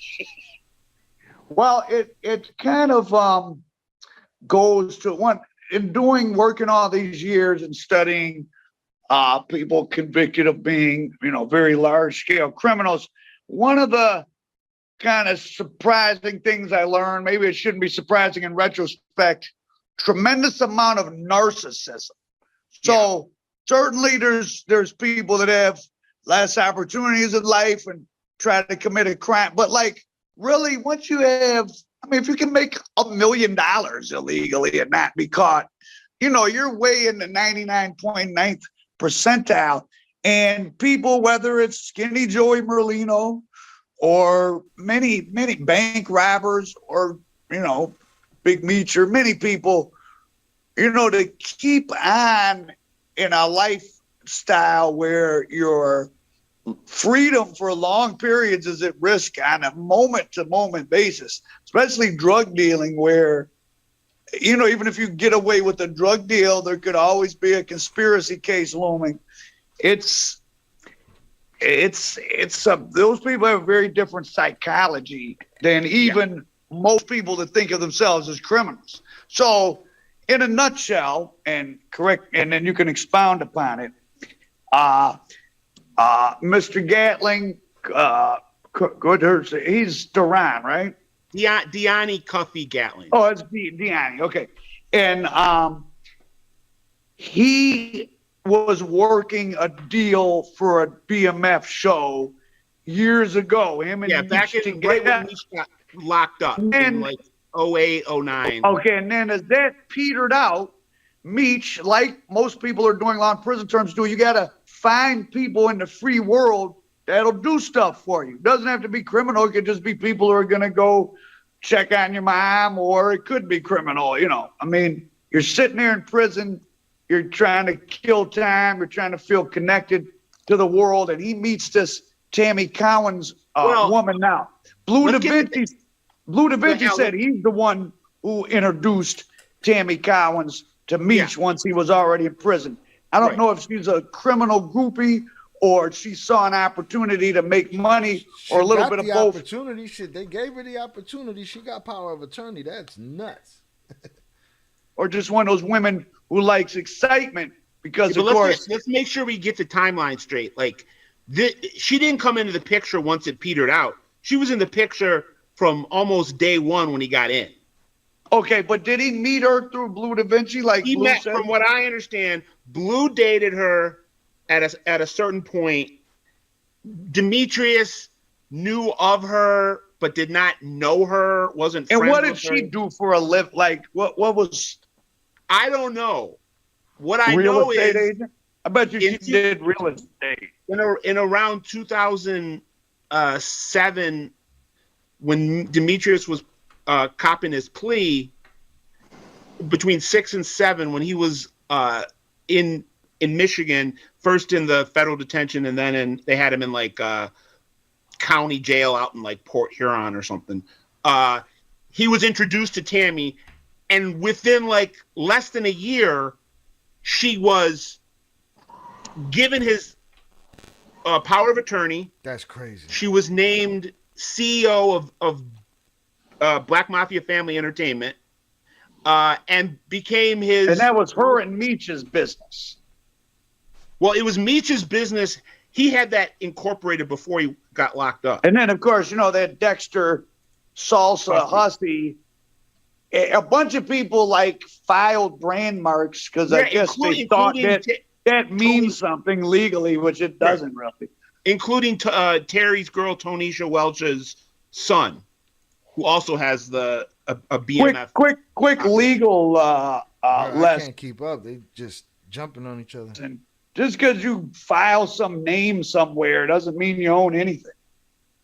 And another thing I've found out in this crazy world of trademarking and copywriting, you can not own a trademark, but if you're using it, you can like legally squat on it. Yeah, but you got to be using it. Right, you have to be using it. So then you you're not squatting. Like if I never put anything out with American Dope all over it, you can't sue somebody. So you got to use it. You need so to like use it. I got so many t-shirt American Dope. Yeah. You can't take it, but you can't just, one day BMF will be a movie. I'm going to register. First of all, it's a criminal entity. It's like me or you registering the Gambino crime family and saying, John Gotti's son can't make a movie. We own the copyright. It's kind of things that I feel are most important when talking about this situation. First is, this is kind of like, let's say the forward to the three. Everybody cooperates, 99.9%. I mean, like, people that you can't imagine cooperating are cooperating in some form or the other. Right, there you have it. Shout out Sheldon. Sheldon said, one thing I learned in 18 and a half years in the board of prisons, 98% of people tells or make a deal with the feds. Ain't no secret. Well, we've been told that off the record about all kind of people. Just because there's no record of it in the system, I don't know why people think. And then now there's this new thing on the like crime YouTube streets of like, show your paperwork, as if there's a piece of paper that someone gives you that says this man is not a snitch. It's not a cooperator. It's like, bro, he got Jay's connection and shit over here. Okay. His internet connection. And then I want to be clear because I think this is really getting conflated in a lot of the scuttlebutt and the rumor mill.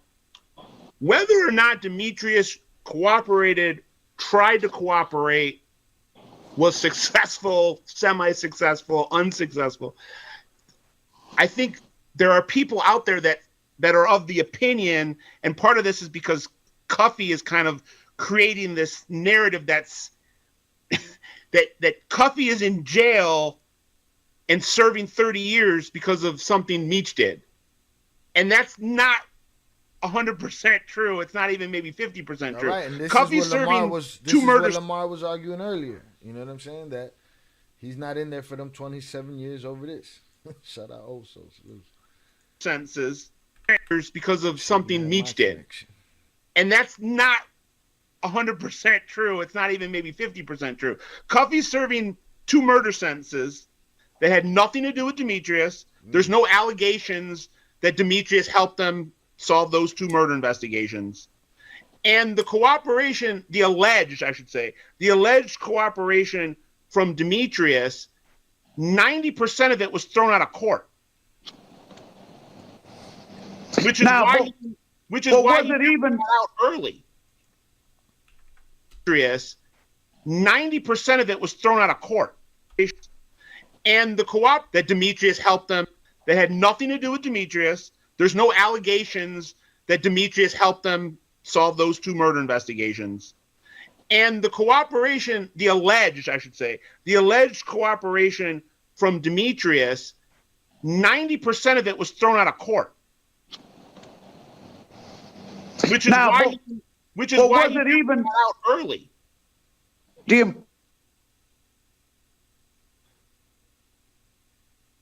We lost him, y'all. We lost him. It happens. Can you hear me? Can you hear me now? And then one of them went wrong. That doesn't really. All right, Upper Echelon said, take a poll on this. And then the perfect comment came next. Because in my mind, I was thinking, well, everybody then chose their side. Doesn't matter if we prove Meech innocent. Doesn't matter if we prove him guilty. Everybody then picked their side. Like, for instance, we had people praising Scott in the chat. And then right next, Common Sense said, I can't stand Scott Bernstein. He's so effing annoying. So my point is, we could put up a poll, but everybody done chose already. It don't matter what I do up here. They gonna change nobody's mind. What's the poll, though? Did he or did he not? I still haven't heard any damning evidence or connection or anything. all I hear right now is he does business through an informant. You know what I'm saying? How this connects, is that strange? Yes, it's strange. Why is it strange? I just don't understand the relationship yet. You know what I mean? Or you know, how it all goes together. I'm getting there. It's gonna take more than one live to do this one. Really mean Meech purpose, because they supposedly did some successful drug deals, right? No, we can. I'll back it up, and we'll give you the blow by blow. And there's a lot of smoke here. And Common Sense says this clown Bernstein co-signed the lying junkie from Detroit who claimed his family with Detroit partnership for years. Then when outed him with a few other people, he blamed someone else and hid from it. I don't know, bro. That's a whole nother story for me to get into. And frankly, there's kind of two pieces of at least partially a smoking gun. But those are the only. Are you on are you on Wi-Fi? Or are you plugged in? Because you're very jerky. Bruh. The nerve of him. The nerve of him to ask the other guy. The other guy's signal is pretty good right now. Yeah. I mean, I hear your audio, but like, are you hard plugged in? Yeah. He is. I mean, do you have but you not? Like, you not. He's sitting down at a desktop. You on the phone. Your line from the cable box into your phone? Yeah. I mean, into your computer? Yeah, right now. Okay, okay. Oh, good. Okay, leave it like that. That's okay. Yeah. So, yeah, we can get into that. But really, the only two pieces of what you might consider a smoking gun is one, recorded prison conversation between Tammy and Demetrius, where Demetrius doesn't appear to be shocked by Tammy telling him that she got outed as a cooperator, and Demetrius seems more worried about just keep my name out of it, as opposed to being like, oh wow, you've been informing this reason between King Gun is. But really, the only two pieces of what you might consider a smoking gun is one, recorded prison conversation between Tammy and Demetrius, where Demetrius doesn't appear to be shocked by Tammy telling him that she got outed as a cooperator, and Demetrius seems more worried about just keep my name out of it, as opposed to being like, oh wow, you've been informing this whole time. It seems like he knew about it. And then the other quote unquote smoking gun would be there was testimony at an evidentiary hearing by a disgraced but at one point decorated DEA agent that says that said under oath that he had conversations with Demetrius in prison about cooperating, and Demetrius provided that cooperation, didn't want his name in the paperwork. This Keith Cromer told Demetrius, your name won't be in the paperwork as long as Cuffy doesn't go to trial, and Cuffy's not going to go to trial because we've got too much evidence on him. So you have two. And this would have.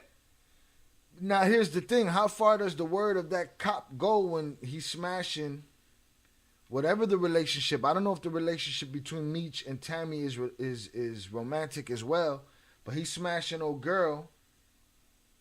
Like, how much can you take dude's word? His what's it called? His oath. He broke his oath anyway, you know? Jonathan said, I only heard what I heard from Blue Da Vinci, who I can't take his word as bond. Like I said earlier, I'm not saying it is impossible. On another note, imagine this being upper echelon. What being upper echelon? You lost me with that one. Salutes. This would have happened. Oh, salute. This being him with the internet? Oh, man. Crazy. He does what he can with what he got. And Chroma couldn't provide or prove any of these conversations with Meech. Yeah, I'm not convinced yet. I'm getting more and more convinced that Meech knew. Is it a possibility that he could have done something off the books? Sure. Right? But I ain't seeing nothing that's saying, old girl went and did this for him so that this can happen for him, and you know, I don't see those pieces yet. What? Somewhat. Okay, so let's go. let's go to the start. Let's start deep from the into beginning. a sentence? Yeah, let me start from the beginning, and then my final takeaway will segue into the whole story.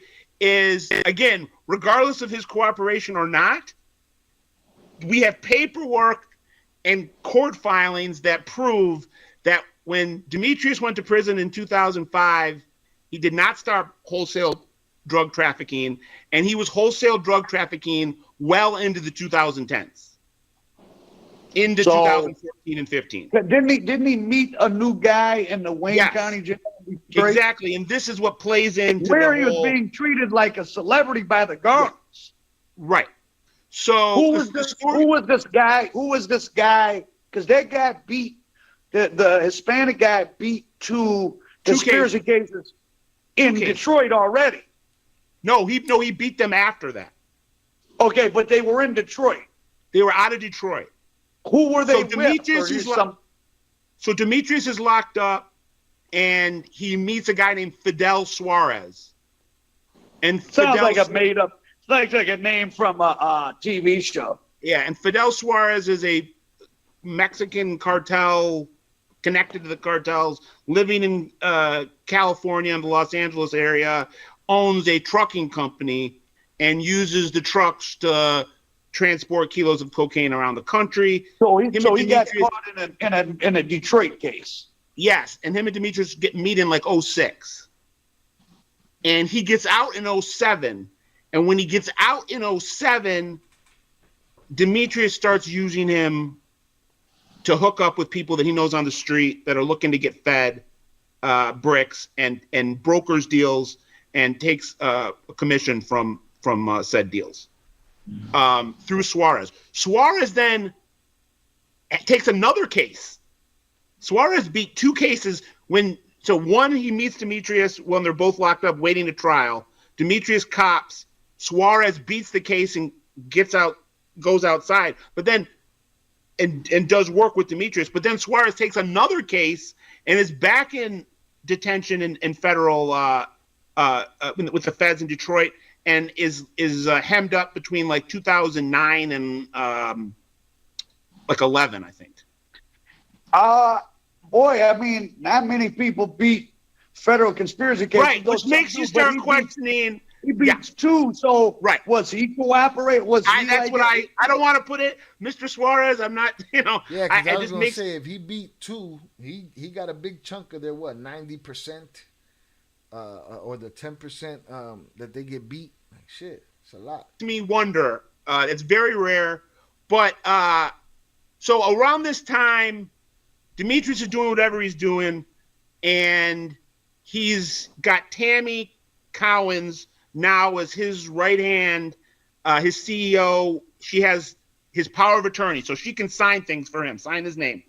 And she is looking to shop his television and film rights. Cuffy Gatling, who was at that point the boss of what was left of the St. Louis BMF crew. The St. Louis crew was the first real BMF group to be busted. They got taken down about a year before the Operation Motor City Mafia case hit. And Cuffy's younger brother, Duran Wani, or Magic. Who was known as Magic, who tragically died of an asthma attack in prison. Yeah, in prison. Right. And Wani and Cuffy, or Magic and Cuffy, meet Demetrius in 1990. I mean, early in Demetrius's rise. And when just for clarification, like I just did a long overview of all the cases in different cities. But you know, once the feds are like anybody else, like if something like BMF hits the public radar and gets this reputation, it might be convenient for them to throw it around in a lot of cases. But like in the drug world, you know, like you're in St. Louis and maybe you get drugs from Big Meech or whatever sometimes, but like you're getting drugs from all kind of people. Yeah. It's not as... What does it mean to say like St. Louis BMF? I mean, is that just some guys they knew? Is it people they did stuff with sometimes? I mean, it wasn't like a mafia family. Up and I said, wait, so because he smashed a girl, his word ain't good? That ain't what I said. I said I do not know the relationship between Meech and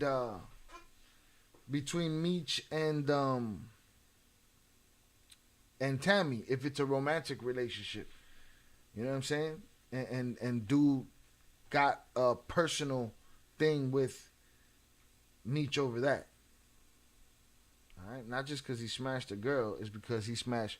If he thought he was smashing his girl specifically, and he got a problem with that shit. I just think, why would an agent lie about something that wasn't even important and risk the person who he really wanted to be convicted? I don't know. Maybe I'm wrong.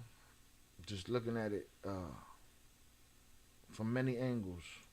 Scott's an awesome journalist. They only beat 3% of all cases. They only get beat 3% of all cases. And dude owned 2 of those 3%.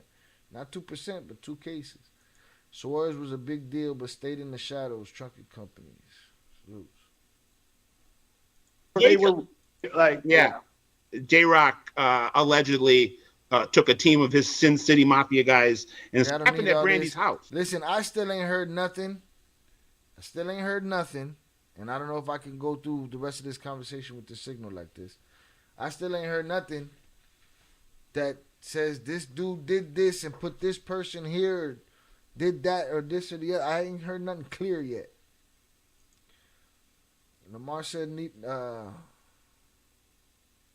messed with Tammy. It's a business relationship, but in the paperwork, it does say Cromer had an issue with Tammy always on the phone with Meech. That's the type of shit I'm talking about. Yo, what kind of game this chick got, though? God damn.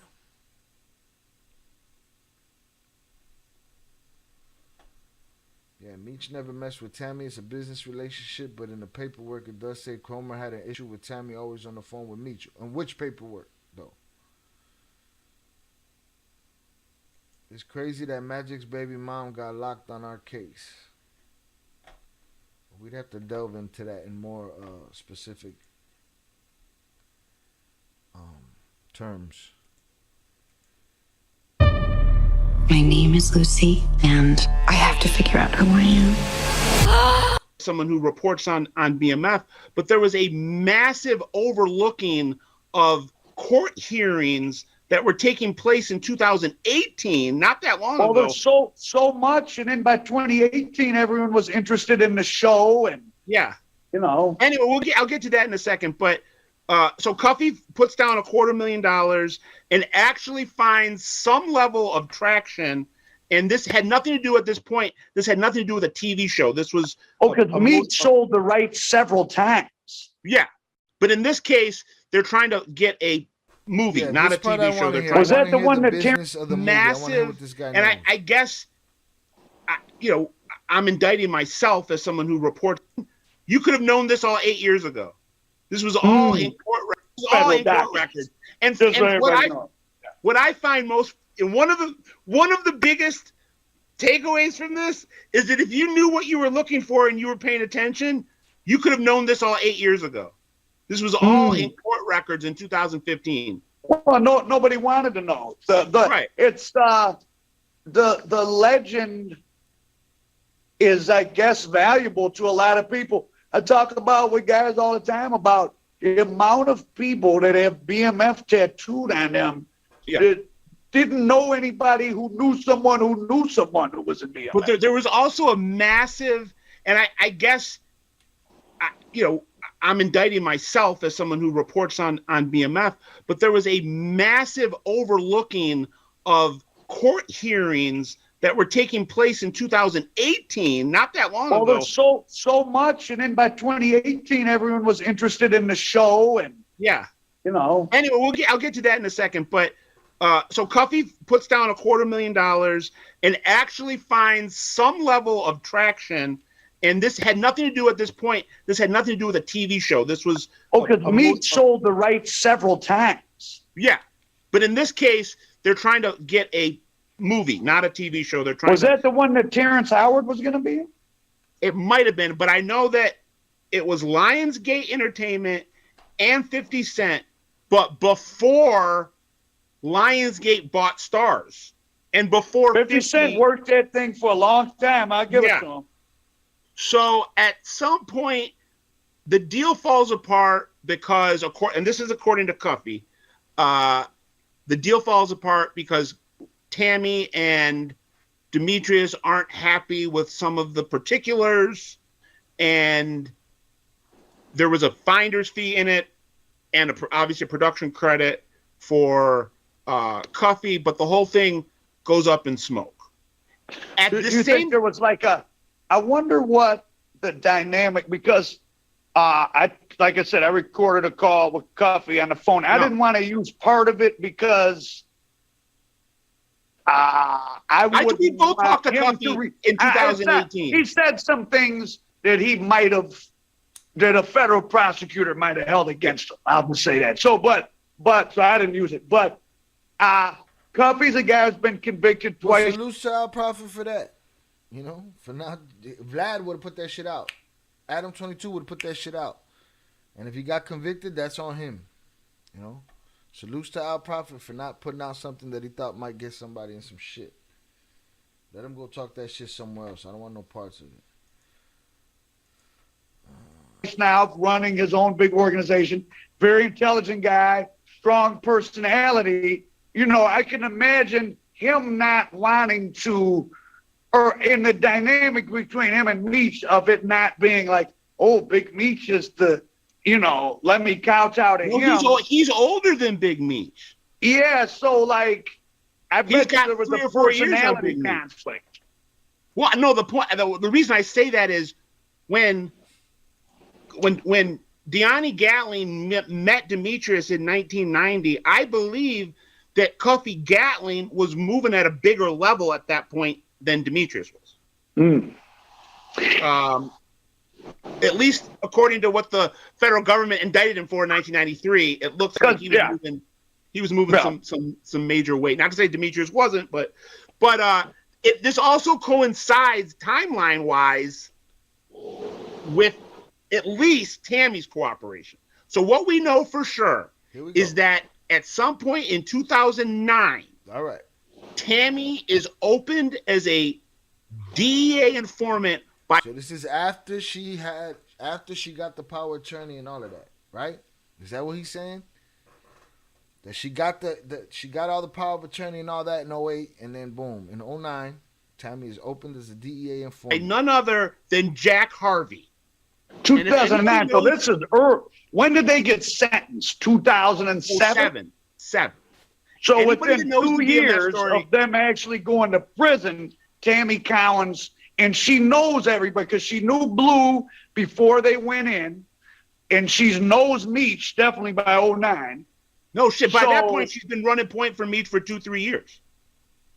Oh, wow. Okay, Jesus. So she's been an informant for 14 years.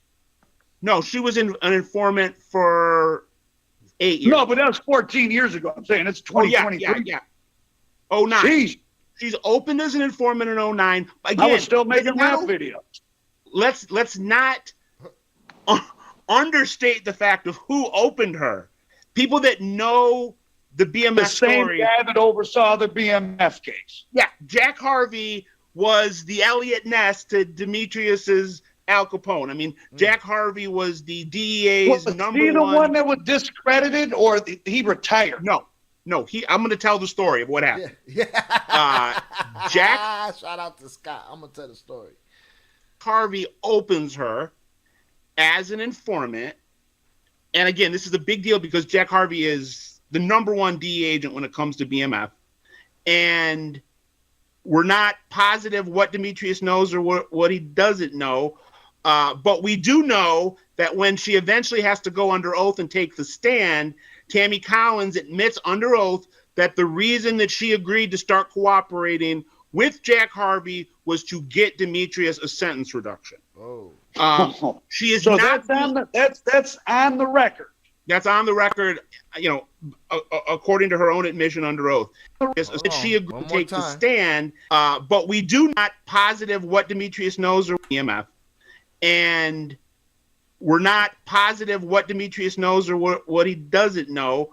But we do know that when she eventually has to go under oath and take the stand, Tammy Collins admits under oath that the reason that she agreed to start cooperating with Jack Harvey was to get Demetrius a sentence reduction. So a sentence reduction by proxy. Wow. On record.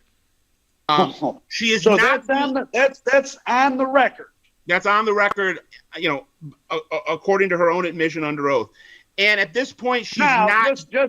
Just to be fair to our hometown guy, that doesn't mean he necessarily knew himself. No, it doesn't. No, not at all. Not at all. He could have been minding his business. She could have got grabbed for something. Now, here's my thing. She just volunteered to talk, or did she have some time hanging over her head? No. The reason she's doing it is for that. She put herself in that. That feels like a play. I don't know if he wouldn't have known that. But,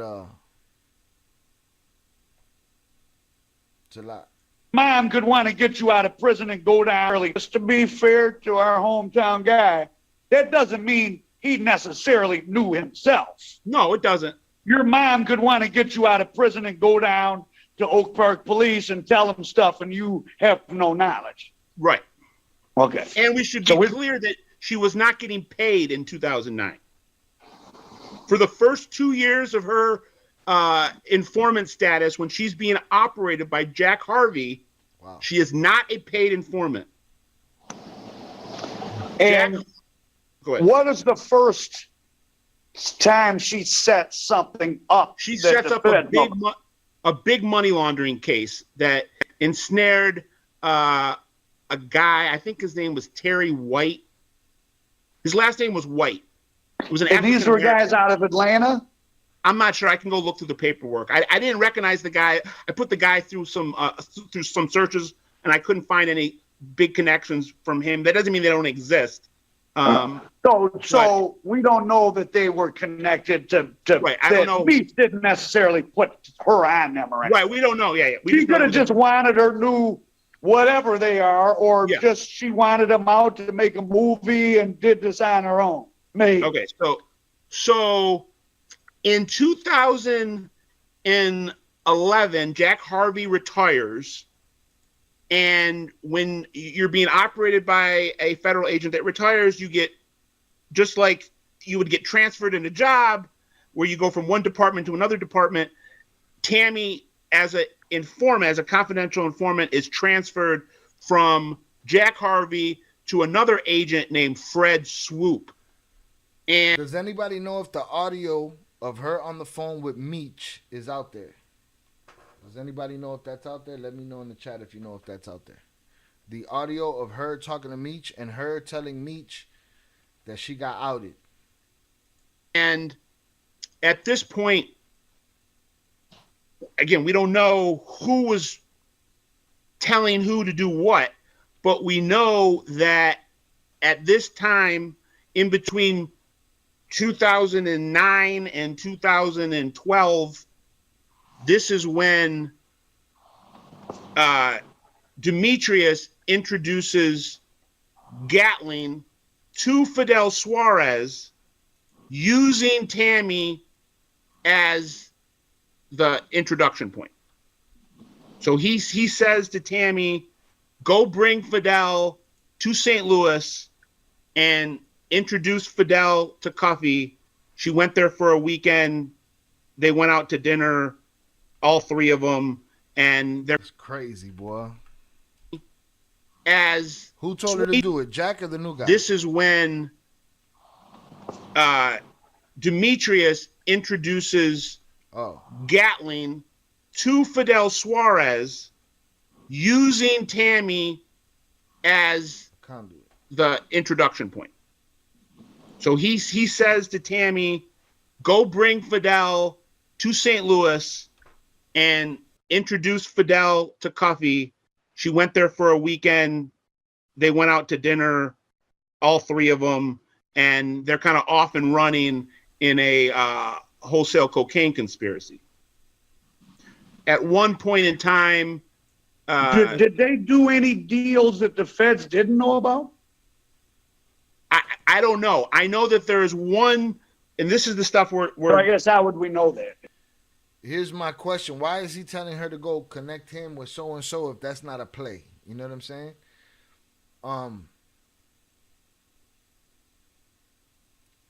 If unless he doesn't know that she's an informant, but I want to know when Free Money, bruh, stop playing. You heard him say Meech. I'm not playing about nothing.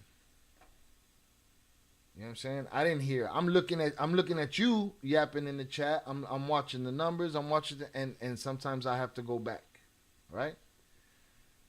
I didn't know if the handler sent her to do that. That's why I'm saying now at this moment, why is Meech sending her to go connect these two? If he's doing dirty business and it's not benefiting him because it's a play. All right? Pay attention. Let me do my thing. You do yours. Yeah. Right. Well, we know that there was one particular, and I'll get to that in a second, one particular bust. But they've been monitoring them for a couple years at that point. I would. Oh, you mean the Gatling operation? Well, the Gatling Suarez Demetrius nexus. Oh, okay. I would guess this that went on for a couple years. So it doesn't quite sound like. Lamar Green said they were doing plenty of shipments. He ain't know Tammy was working, but Tammy ain't give it up till Cromer heard the phone call. They were doing plenty of shipments. So she was doing street work with. She was doing street work with Meech on his behalf, right? Is what you're telling me. But he didn't know that she had gone down bad already, right?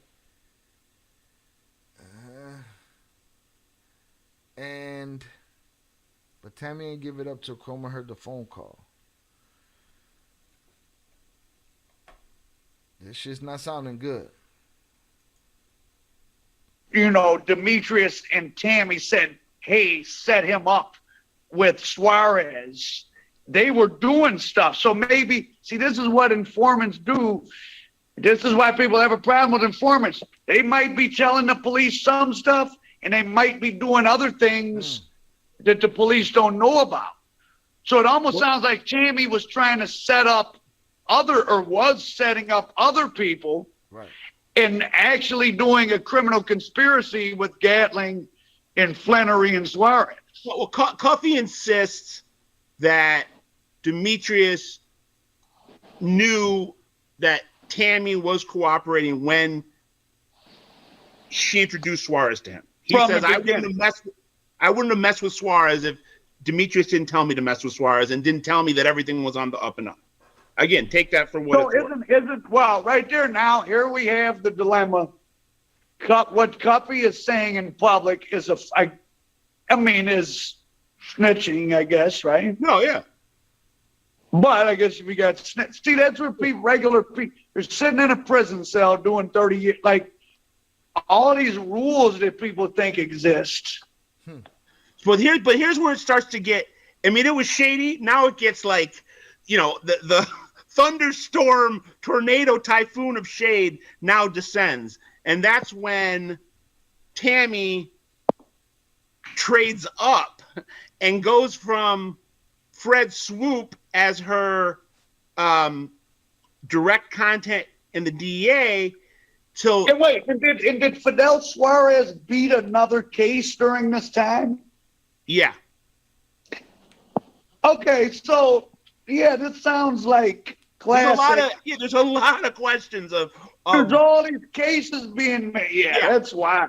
And Suarez catches another case during this time and beats it. Yeah.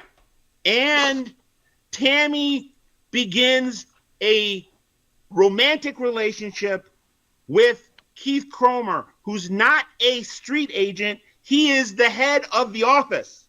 He is the supervisor of the Atlanta DEA office. He was the SAC? Yeah. Of what? The Atlanta field office? Yeah. So he was the head. He was in charge of the entire Atlanta field office, and he starts an affair with Tammy. And is on the phone, boy, is So next to Tammy. These women are. Tammy, I'd like to know her life story because she sure knows how to slither and. She is definitely slithering all over everybody right now in this situation. Facts. Shout out Crash Out, only 36 likes and 48 viewers. Hit the like button and subscribe. It's free. Join if possible. Salutes to you, Crash Out. I appreciate you. Snake through life. So at that point, Fred Swoop is like, they circumvent the actual agent that should be operating her, and she's being operated by the supervisor who has no response. You know, the protocol is completely been thwarted and undermined at this point, and they put her on a payroll, which is against protocol. She gets on a monthly stipend. Jeez. Where she, over the next, I think over 2.5 years, she collects $250,000, and it's against. Damn, you can't get that type of pay. That's more than the DEA agents probably make. Yeah, and she, the way it was in court, the way it was. $250,000. That's. And over the next, I think over 2.5 years, she collects $250,000. And it's against. She was getting Damn, you can't money. get that type of pay. That's more than the DEA agents probably make. Yeah. And she, the way it was in court, the way it was explained, that you get paid if you're a cooperator or a confidential source, you get paid per information. So and they get sometimes they get a cut of cash or a cut of the bus. Right. But so let's say in April 2023, at the end of the month, you've given 3 pieces of cooperation. Those 3 pieces of cooperation has led to X amount of bus. We're giving $1 million. You get $100,000. Whatever we're going to give you. We're going to give you something for each 3 of the bus and a. But if in April you as a confidential source don't produce any busts, you're not getting paid at the end of the month. So Tammy was taking a paycheck. It sure seems like that shouldn't be. I mean, you're literally. It sounds like laundering money to me. Yeah, and not to mention, so a law enforcement agent can't entrap somebody, but they can basically get a confidential informant by giving them financial incentives. Seems like to circumvent the anti-entrapment thing. So feds can't come and knock on Scott Bernstein's door and say, "Hey, do a drug deal." But Al Prophet, the confidential informant, can. Right. That's what another thing I was gonna ask. Is that not entrapment? You know, her setting up that deal, and he just explained how it's not. It's a loophole. Into it, so I can get my setting up that deal between Cuff and Suarez and whoever monthly fee and my bonus. But she was getting paid for months that she wasn't doing any work. So she would collect like $25,000 for a month that she didn't even work for. This ain't internet gossip. Scott has a law degree. Scott looks through the papers. This is all from per official, legally binding documents. These are all in like I said, and this didn't anybody appear. Can go on Pacer a long time anybody ago. Can go on Pacer and pay and look this stuff and read up. This. Yeah. And so she's getting paid by the DEA on a monthly. She's sleeping with Keith Cromer, who's running the DEA office, and it's admitted by both of them that all of her conversations with Demetrius over those couple years, now I shouldn't say all of them, a majority of those conversations that Tammy is having with Demetrius, and they were communicating multiple times a day, Keith Cromer's right next to her. I mean, so literally right next to her.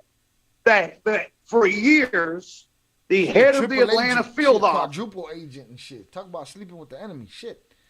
Upper Echelon says she making more than most of the dope boys today. Facts. Is on phone calls with Demetrius Flannery. Now we don't know if on phone calls. We don't know if Meech knew her. We don't know if Mr. Flannery knew or not. But he's there. He's next to her while she's taking the phone calls. So then in 2012, they decide to use Tammy to get Suarez and Gatling in a big 100-kilo shipment case. She has Fidel Suarez calling her. He's got people in St. Louis that have a truck there in a Walmart shopping mark and nobody to pick up the dope. A Walmart parking lot. There's a semi truck with 100 kilos in it, and nobody from the Gatling crew is coming to meet them. And there's a flurry of phone calls over the next 24 to 48 hours between Demetrius, Tammy, Cuffy, and Fidel Suarez. And it's all being monitored. And eventually Cuffy's people come and get the semi, and everybody's arrested. Bananas. Shout out Lamar Green. She made the introduction. That's it. Then when Suarez called asking if she knew anyone who could move pills, and she could call Cuff because Cuff wasn't answering, and he had trucks sitting there. 2 Free Money 3 said, I gotta connect you with some Detroit people that can tell you the truth about this. T not gonna come out and say why he don't mess with his brother, because of their family, people think they beefing over the cartel stuff, but that's not true.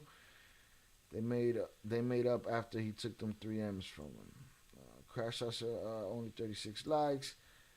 Michael Wright said Meech trying to do sneaky shit, but because he's Meech, he gets a pass. It's the way of the world now, which is the only reason that I'm on it. Is to look through all this pick and choosing shit that everybody's doing and be like, don't argue with me about one or the other when it's all the same shit. You know? Upper Echelon said the government owes him some money. Call their ass. Tell them it's time to collect. So now there's like 3 years from 12 to 15. There are like 3 years within the Gatling camp. There are 3 years of like, how the hell did I get set up? In March of 2015, there is paperwork that's filed, put on Pacer, that if you were Cuffy or anybody that was working with Cuffy, the description of the confidential, the number one confidential informant, star witness in that case, is easily discernible that it's Tammy Cowens. Tammy Cowens, I think it was March 12th, 2012, or maybe March 5th. Anyway, it was early March 2012, and Tammy, within a couple hours... 10 years ago. Right. Within a couple, or 8 years ago. No, that's 2023. Right, and this was in 15. You said 12. I said March 12th. I'm sorry, March 12th, 2015. Okay. My apologies. 8 years ago. So it's a long time ago. Right. And Tammy starts getting, that same day that it goes up online, Tammy starts getting death threats and starts to flip out. She gets into the car. She's in Atlanta. She gets into the car that day or that evening and drives to see Demetrius in Louisiana at the federal. Oh, was he at Pollock or something? Yes, I believe he was. Bloody Pollock. So like on February 13th, which is like the following day, she visits Demetrius, and there's a conversation between them in the visiting room that's recorded. And Demetrius doesn't seem shocked that Tammy is telling him that she's been outed as an informant and that she's getting threats. His response is, keep my name out of it. I have to see that video. By 2018, there's evidentiary hearings being convened because shout out Al Prophet and Scott Bernstein, who said we weren't going through this whole video and eventually did. Cuffy's attorneys have found out this very strange circumstances behind his case. And this is where I wanted to be clear. And from these evidentiary hearings, a lot is proven and a lot comes out.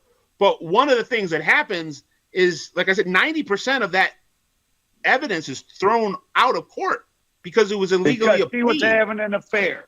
Yeah.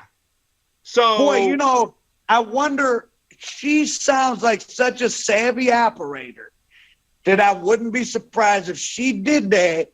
So she always had an ace in the hole if things went sideways, and she had another card to always play on her own and Demetrius's behalf. Because that's the thing.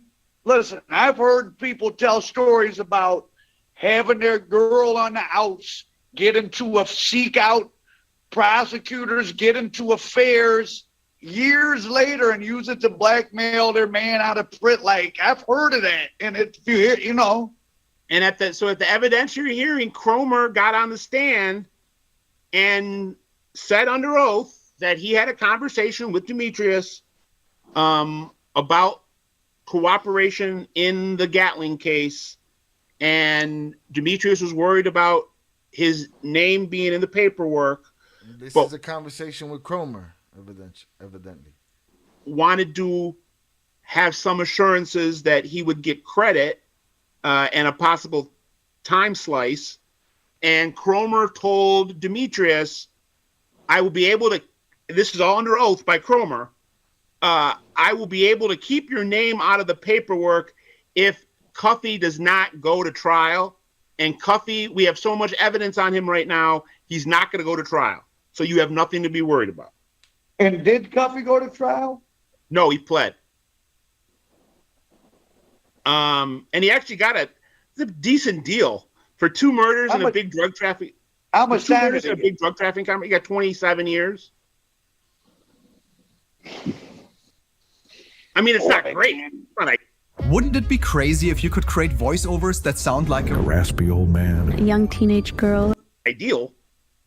What a life. What, all of you that think you want to get involved in drugs, or for you, those of you guys that's made a couple bucks and haven't gotten in trouble, stop today, because once you get in the web, it's bad. And it should be noted that one of the murders that Gatling is convicted of was related to however you want to connect BMF to what was going on in St. Louis, but it was the murder of a former member of the St. Louis drug conspiracy that had testified against Magic, against Wani Gatling. So it was like a witness. So this was a second major drug trafficking case. It includes 2 murders. One of the murders is the murdering of a witness, and you don't get life in prison. I think it's you'd probably be able to get out in 20 years, so you'll be 70. I mean, because maybe they knew the case had some issues because of... Yeah. So this is, like I said, there's a lot of smoke. There's a little bit of fire, at least. After I initially said that to you, my first initial reaction is, how is this going to affect the show? I mean, part of it is selfish. I've gotten paid a little bit from that show, but I totally agree. I totally agree with you. It won't have any effect on it. Yeah, regular people, it's just something to talk about. Like, because this is what I'm kind of, whenever people start trying to talk to me about who snitched and this and that, I point out that, I mean, technically it's bad to sell large amounts of hard drugs and kill people. So if it was okay for people to be doing that, what are you getting moralistic about? Did they tell her? I have no opinion. It's all just human beings being crazy, which is what most of us do. And my mentality is, don't cry to me about one snitch if it's a tactic and it's something that it just is thrown around like a weapon. You know what I'm saying? Stop, enough with the picking and choosing. This one is, this one isn't. I love this one, so he's not. This one, that. It is what it is. Stay out the game. You know what I'm saying? Upper Echelon say he's starting his cooperation consulting company. Good luck with that. Break a leg. Sounds like perhaps cooperation is where the real money is made. Seems that way. What you calling? I'm upset. I've lived a clean life. I have nothing to snitch about. You got no. So, what are you saying? You got no value? God damn, that's where we at. Well, only if you got the information. Bury me with the location of where the bodies is at. All the time, but this was another one of my big takeaways here is this. what it looks like, at least, is this is just Demetrius trying to be slick and being too smart for his own good, and doing what I would term shadow informing. Typical for people who get in any sort of legal trouble. Like violence is different. People that do violent things, that's different. But whether you're selling drugs, financial fraud, whatever, you're getting over and you think I'm going to do it a different way. You think you're slick. That's really what it comes down to. If you wanted to cooperate, then cooperate and get a deal in writing saying that you give us this and you'll get this. He loves his social status as the living legend.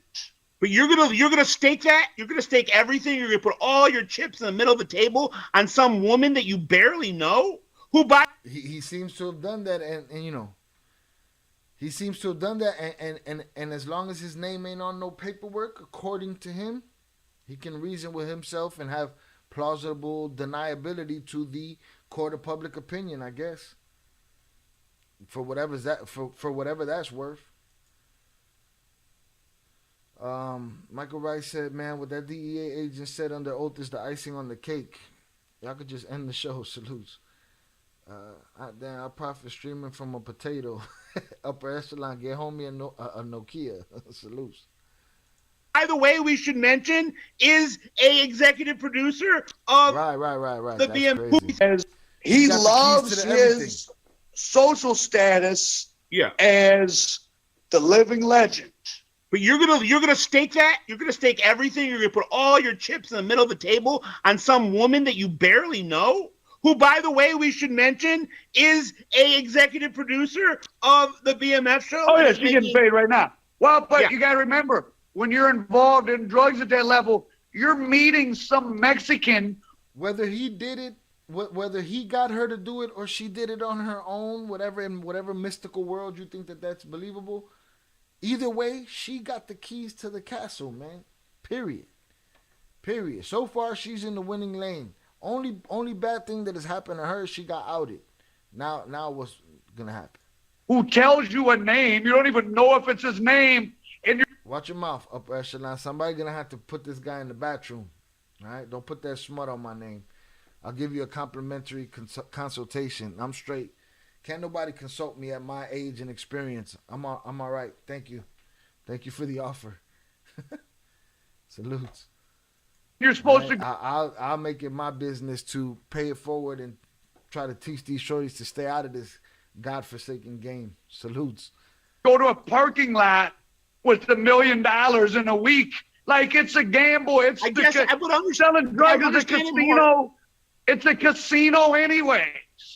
I know, but it would make more sense to me if you told me that him and Tammy had been thick as thieves since they were 8 years old. No, she just. But he just met this woman in like 2000. I mean, he might have known her casually, but he didn't get close with her until the late 2000s. But that was his thing, was meeting new. He was Mr. Sociable.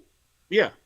I mean, that was his whole thing. His charisma, like he liked meeting new people, having new friends, and he was able to go from state to state and make all these relationships. And I mean, they sure went a long time without getting in trouble. Makes you wonder, what other secrets lie in the closet. But again, this was something that if you were paying attention and you had access to Pacer, this is not a secret. That's another one of these huge takeaways of mine. It's like this was all sitting before our very eyes for the last 8 years.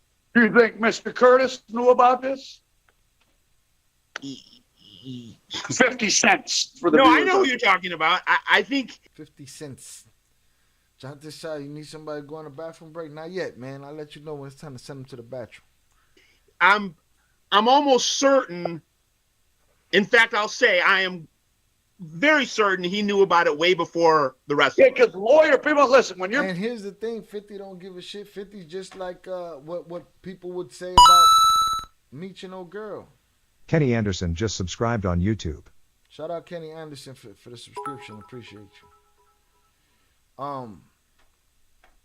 What I was just saying.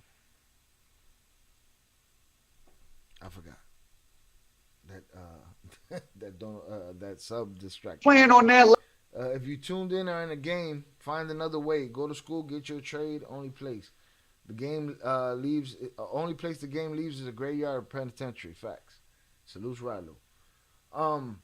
But yeah, 50 is just the same way as if, for people who want to believe it's just business between Tammy and Meech. Like, Meech know what she is, but he's just doing business. You know what I'm saying?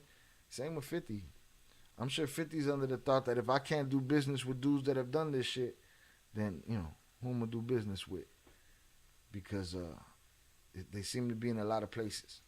Level, like I've had meetings, business meetings with like movie people or rich people, and they would have like their security guy there, and they'd write my name down. And you know, I have a record, and I got the impression before that like I was looked into, and they were like, Yeah, this guy might. He was taking shady. meetings with So I'm Galley. sure they looked. They vet all this stuff. And 50 was taking meetings with Gallen. So you can't tell me that 50 wasn't aware when Gallen got Galley arrested. would have been telling him. Yeah. So, man. So Gallen's theory is, and I'm not going to chime in on it one way or the other, just going to say what the theory is. His theory is that all this cooperation wasn't just for Demetrius to get a time slice, but it was to edge him out of any deal that they were going to make for his life TV and film rights. Because he would have had what percentage? He would have had a piece of it. Like what percentage? I don't know. I don't remember what the percentage was. Because But $250,000. Listen, me and he put a $250 investment into it. Yeah, me and Scott have been involved in a lot of TV shows and movies that didn't quite get off the ground. When you're getting option for life rights, $250's high. It's really high. It's gonna make it. You know, too many obstacles have to be overcome. So he might have owned half of it or some shit for $250. You know, so man, but and it happens to be that the people that he was at the table with are the people that went and made that show. I always tell people if people are willing, and I'm not talking about anyone in this case, just in general, criminals are willing to kick your door in and kill you and take the drugs or whatever, why wouldn't they tell on you? Why wouldn't someone try to set you up to get you out of a lucrative TV show? Not saying any of that happened with this, but just for business is just as shrewd as anything else. Same way they kick your door in, same way they'll take your idea and sell it to somebody behind your back. So, you know, beware. Don't act so shocked. Like the stuff these guys had to do to get to the level they did in the underworld, you got to do some pretty wild stuff. So why would it have a limit and why would it stop? Students with ADHD save 10 hours studying with this Chrome extension. But no. I'm putting a poll up. Is Meech a cooperator? Simple yes or no answer. All right, start the poll. The poll will be in the horizontal chat because really ain't nobody in the vertical like that. Couple people. Salutes. Start the poll. There it goes. Upper Echelon said good. I probably got something against 50 the way he makes videos on him and purposely pronounces his name. Yeah, I don't know. And he be saying this and that's a publicity stunt, whatever. Upper Echelon said good point. Shy don't eat snacks. Go to the bathroom or does anything. I ate, showered, used the bathroom 8 times, and been having conversations with my kids and email my wife. What the fuck are you talking about? Put him in the bathroom. Give him 5 minutes. Upper Echelon talking crazy.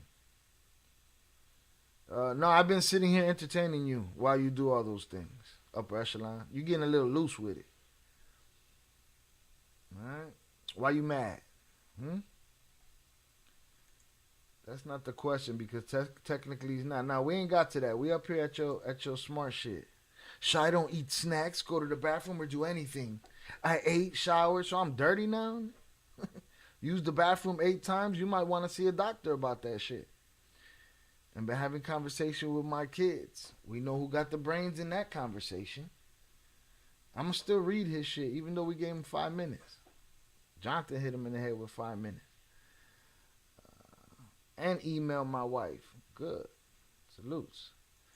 Jonathan, I said Al has an issue with anyone who don't do business with him. Salutes. And Lamar Green, that's why he don't like Shot Hill and the Flores twins. Salutes. Operational said that's not the question. I don't know what he means by that's not the question because technically he's not. I don't know what he means by that, but he could come back after 5 minutes in the bathroom and he could talk about it before we get out of here. Salutes. Jonathan, same reason he has a problem with 50 because of the twins in BMF. They gave him a timeout real quick. You got to tap him, give him 5 minutes. He be talking crazy sometimes. Like, damn. Why you mad? Huh? Because I said good luck with that cooperation, COINTELPRO, what's it called? Cooperation Consulting. All right, well, I gave you chat consulting. You was wilding in the chat and I consulted you and now you're in the bathroom. Salutes. All right, hit the like button, y'all. I appreciate y'all. When he come back and talk about it in 5 minutes. Yeah, it's just... Unless Jonathan hit him in the head with an accidental 24, I don't know what he did. It's a crazy addendum to have a lawsuit unbelievably going? crazy story. You think Gatling has a lawsuit going about the show? No. I mean, do I think he is looking to file a lawsuit? Yes. Do I think he has merit? Probably not. Because it's, there's the projects aren't the same. Yes, again, a lot of things look a little warped, but Lionsgate at that point did not own Stars. You know what I'm saying? Talking about he showered. Did he mean he took a shower midway through the live? Now it means he tuned out. I hope he tuned out. You know what I'm saying? Salutes. I hope he tuned out. To me, there's still a lot of holes in this whole situation, but it's not looking good. It's looking like that he did try some slick shit, and that slick shit came back to bite him. I'd love to either read a transcript of the phone conversation or see hear an audio of it or a video or whatever they got, and I'd like to dig deeper into her cases. 50 Cent at that point did not have power and was not involved with Stars. Does it look very suspicious that 10 years later, Lionsgate owns Stars and 50 is Stars? I mean, 50 is like the centerpiece of the Stars brand. It don't look good. But I don't know legally because of the fact. Now, if 50 Cent was working at Stars and Lionsgate owned Stars when all those meetings were taking place, then I think legally Cuffy probably would have some meat on the bone there. But it just I don't know. I've seen cases that seemed a lot stronger that couldn't get over in court. All right, so let's plug so you can, for those who want to, you can go over to gangsterreport.com. Gangsterreport.com. Tremendous website. You got to pay to join. Scott has thousands of really good articles. It's not a repeat like me and him do. I do my stuff. Salute our prophet. Salute Scott Bernstein. We got what we was gonna get. Yeah, that don't look good. Look like some slick shit that came to the light. Something done in the dark that came to the light. Lamar Green said it's a wild transcript, 488 pages. Yeah, that's a lot. Again, we'll dig deeper into this. As of right now, it's looking to me like he knew something. And he knew who he was dealing with and what she was doing.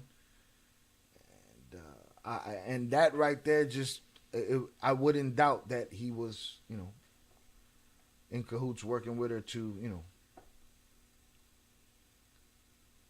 cut his time. Lamar said it's going to clearly say in the pages Meech didn't know or had no parts. Got to put you in contact with Mickey Truth. I'll look into that. We'll do another live on this. Cuff and Blue went to her first, but fell back when she said it shows Meech didn't set it up. And this paperwork, I need to see how they know that he had no parts in it. So we'll have to get into that eventually. Again, we'll do another live on this topic. It seems like you guys want to know. Some want to get to the bottom of it. Some just want to prove their side correct and the other side incorrect. It be like that. You know what I mean? I don't have a fucking dog in the fight. I just want to get to the truth.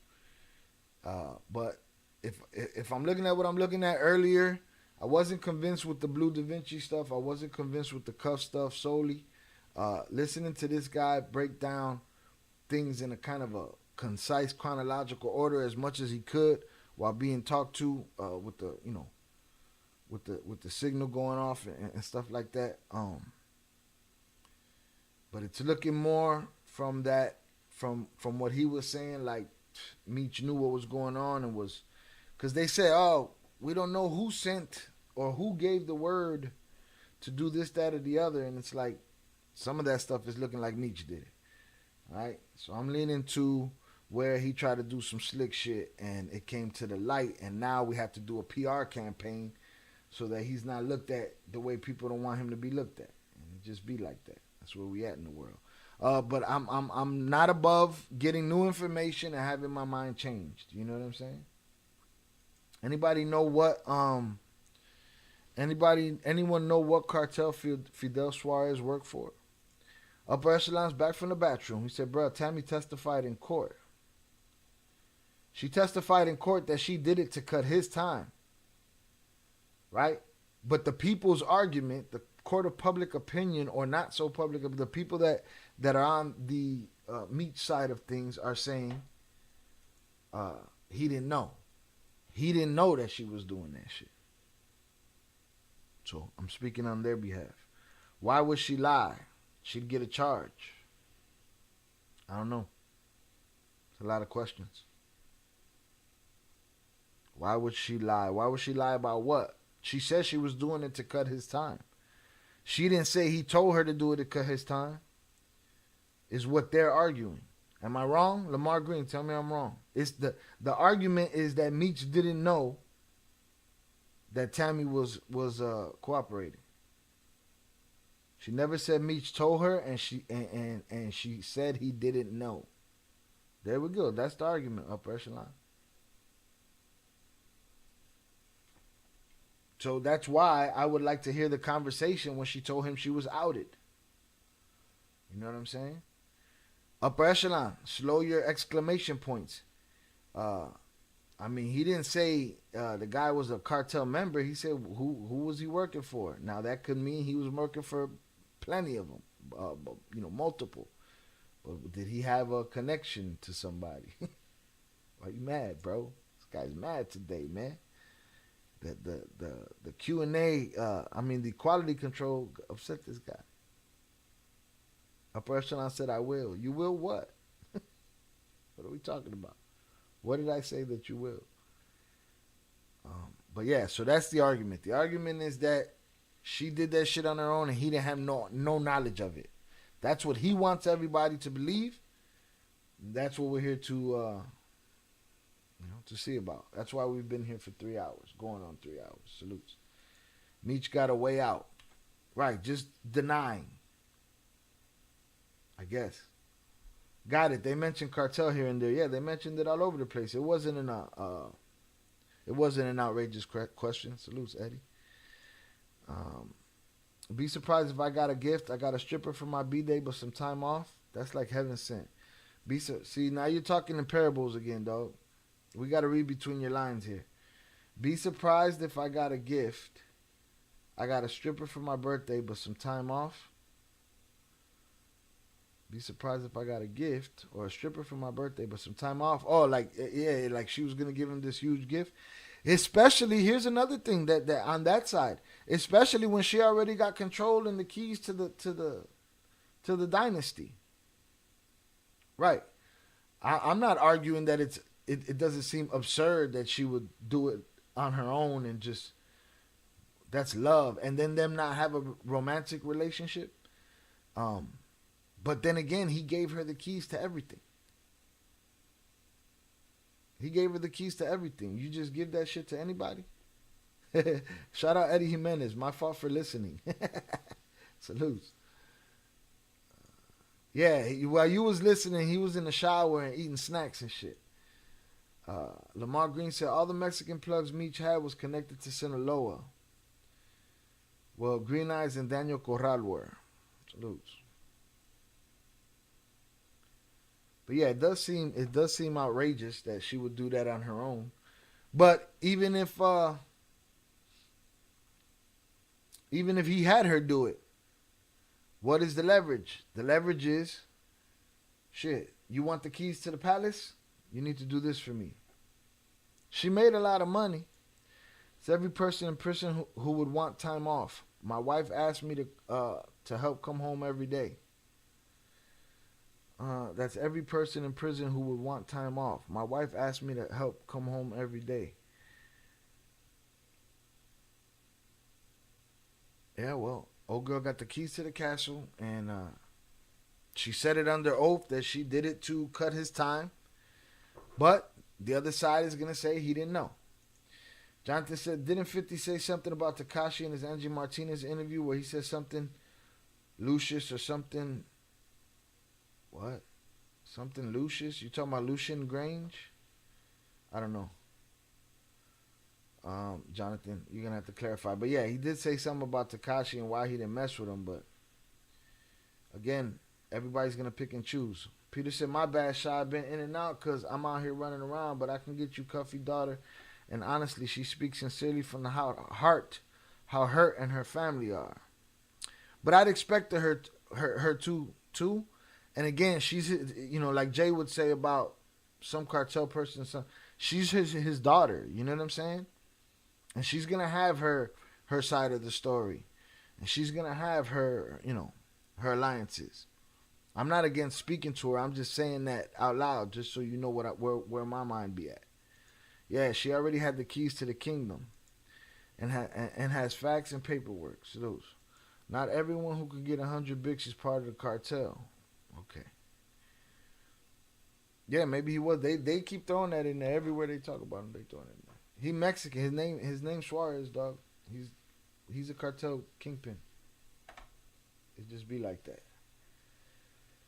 Salutes to y'all. Y'all keep talking. I'm going to throw my hundreds up in the chat for y'all. We were going to try to cover Don Alejo, but we ran out of time. Another day, another dollar. I got a couple auditions that I have to continue to work on. I appreciate everybody for checking in. I'm going to run through the chat. Y'all can keep talking, and I'll get back to y'all at the bottom, whatever conversation y'all having down there. Shout out to all the usual suspects that were in the building. Shout out Crash Out. Everybody that was here early. Chucky, salutes to y'all. Albert, salutes Ivy, salutes to Kino. Headstone, Zoraida, Chucky, 404 Fu, Flu Dog, Juan Quintero, Lamar Green, I appreciate you. I appreciate your insight in the conversation today, though. Come again. We'll do this again. Come for other subjects, man. Shit that you don't know everything about already. You know what I mean? Salutes. Shout out Jonathan Pantoja. I appreciate the power chat. Thank you, sir. Shout out Jay Flores for the $9.99 super chat. Still got clapped. Salutes Miguel Lopez. Salutes Upper Echelon. Hold on, man. He hit him again? Did you just hit him again, Jonathan? Hold on, man. He gone again. I ain't putting no smut on your name, Jonathan. I promise.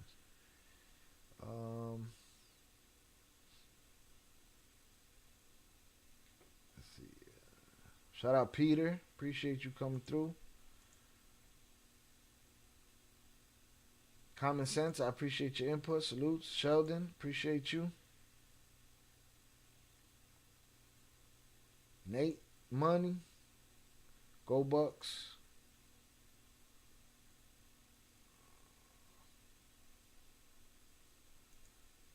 TVV, salutes. Perfecto J777. Albert Flores, salutes to you. King of Talk, salutes. Danny Mendoza, I appreciate you, sir. Ryo, appreciate you. Yael, thank you for coming through. Also, Junior, thank you for coming through.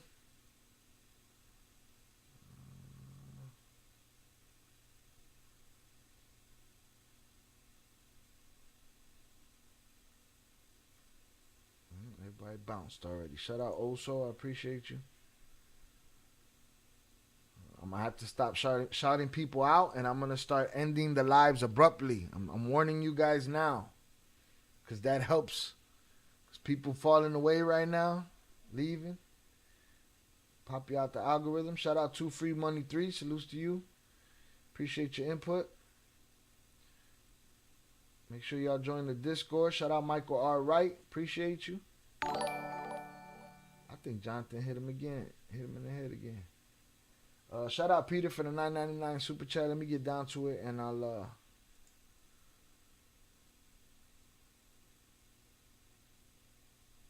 put it up there. Shout out Eddie Jimenez. I appreciate you, sir.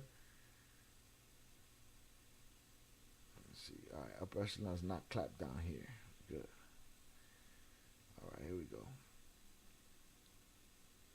Michael R. Wright said, all this don't matter. Dudes pick and choose. Your boy Rat, it's okay. Your enemy a rat, he's a rat. Yep. It's the time we in. Meech was pimping her to do his bidding.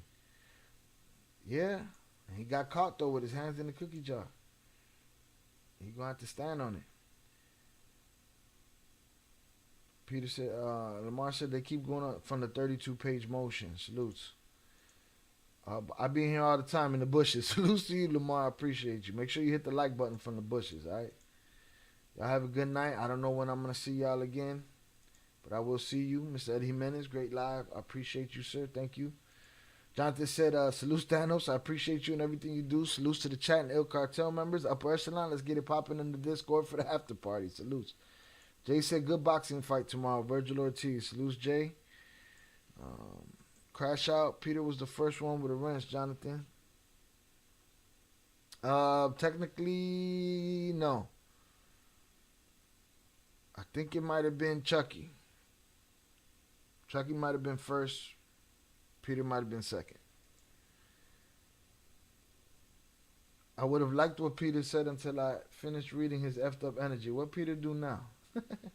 Oh, hold on. I didn't get to it. Shouldn't the wrench people just know I was the first with the wrench? Well, you see, you're wrong. And you keep pushing yourself back. At this rate, you'll never get a wrench, but I appreciate you anyway. Peter, thank you for the $9.99 super chat. But at this, and not only that, you're making the wrenches dislike you. But you weren't. I think Chucky was the first wrench, and then, yeah, I think you were the second. But again, there was only the one that mattered at the top. He already done told you who he is.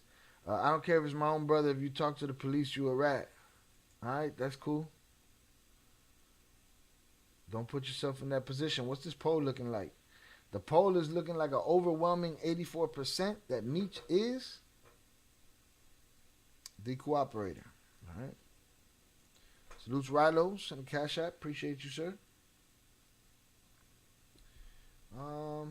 Also, OG wrench holder. You was number 2. The third member ratios. You tweaking, Peter. You tweaking. Again, y'all have a good night. Again, salutes to Upper Echelon for coming through. Salutes to Think Like a Kingpin for coming through. All right. Upper Echelon, appreciate you for the dono. Got put in the bathroom. Salutes. Y'all have a great night. Again, I don't know when I'll be back, but I will be back. Also said Meech is a rat. Boom. I'm going to end this poll right here because it's over. 84% is yes. Meech is a cooperator. Poll ended. 84%. All right. Now, I'm sure the people that are going to be in the comments, that are usually in the comments, defending BMF, defending Meech, they're going to be mad at me, but, you know, it is what it is. It's the comments. Salutes. Salutes Crash Out. Y'all have a great night. We're going to go out the same way we came in with running aware and with restlessness. We're going to go from there. Y'all have a great weekend. I'll see you when I see you. All right, be safe. Safe travels, all that good stuff. Peace.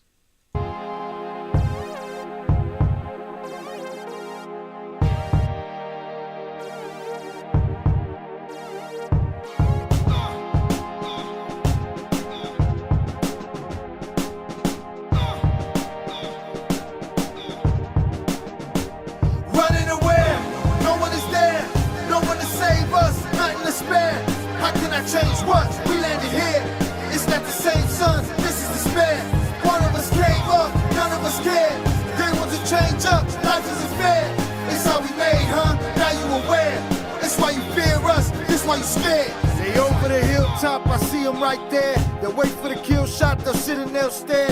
If we got a real shot for us, it's up there. We're hopeless if we stop, they'll kill us right here. Living in death's den, run through the best winds, storming the front gates. Whatever gets us in, whatever gets us over, whatever helps us win, whatever we must do. Rescuing our kids, as long as they get through it, don't matter if we live. God chose to bless you, I'll take all that death gives. I'm into this war ends, in memory of dead friends, hope of a new way when all of this death ends. Who can we call on? It's me and it's all y'all. We're here by our lonesome, nobody to fall on. Flesh in the dirt, fire to ashes, fate getting closer every moment that passes. Running away, no one is there, no one to save us, nothing to spare.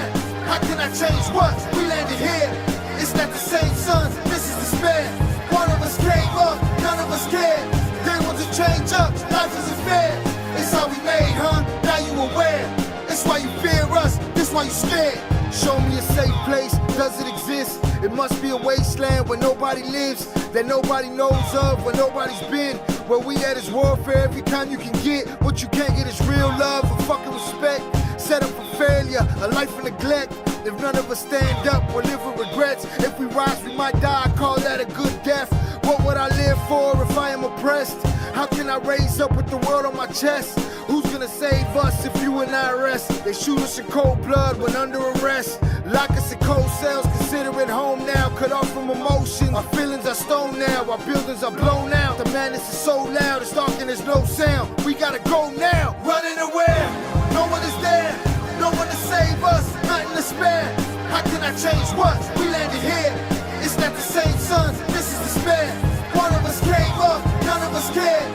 They want to change up, life isn't fair. It's how we made, huh? Now you aware. It's why you fear us, this why you scared. The illness is prevalent, natives malevolent.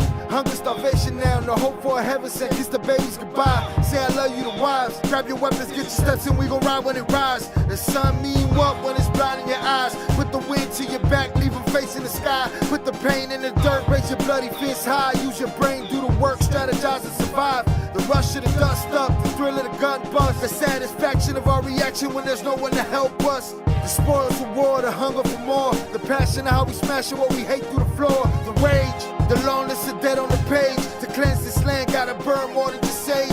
Crush the cage, body and soul unafraid. Kill them all and set them ablaze. No running away, no one is there, no one to save us, nothing to spare. How can I change what? We landed here, it's not the same sons, this is despair. One of us came up, none of us cared. They want to change up, life isn't fair. It's how we made, huh? Now you aware. It's why you fear us, this why you scared.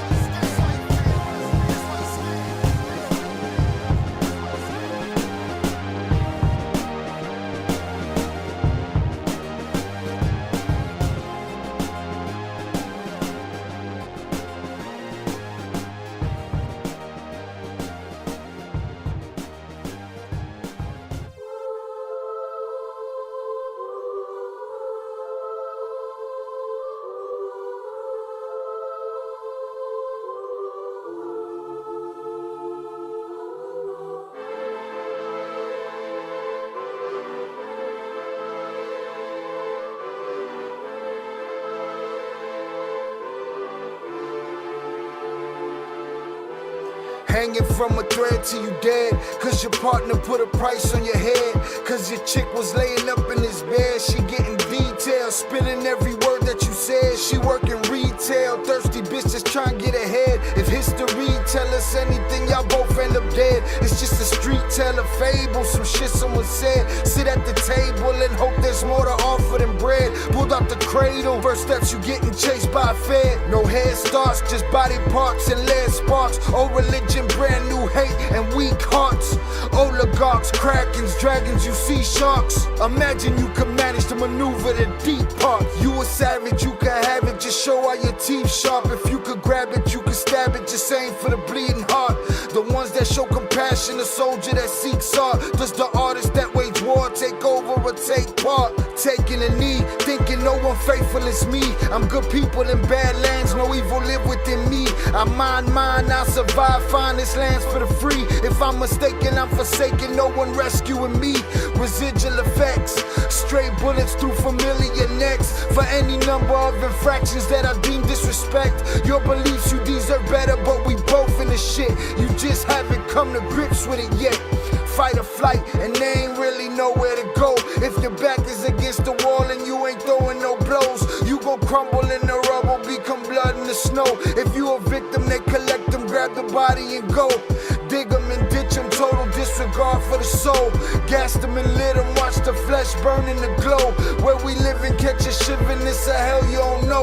Your best hope is that your dying ain't slow, or your dying's a show. Where we at, it's every man for his own. A bloody backdrop, where killers just zone and slice flesh to the bone. Masked and gloved up front of your home. A flash of gun, but the side of your dome. Fresh blood from a stone, dents in your sense. Kick your fucking ball through the fence, dare you to say something. No sense in sitting around in suspense. Find out what's next, open your fucking mouth, disrespect. See the extent of how my life is intense. She beautiful and oppressed in a permanent summer dress. She a servant and still she blessed. Children cradled against her breast, whispering prayers, wishing their souls the best, knowing that they forgotten, not forgetting they're blessed. The bloodiest red lights, just piles of dead life.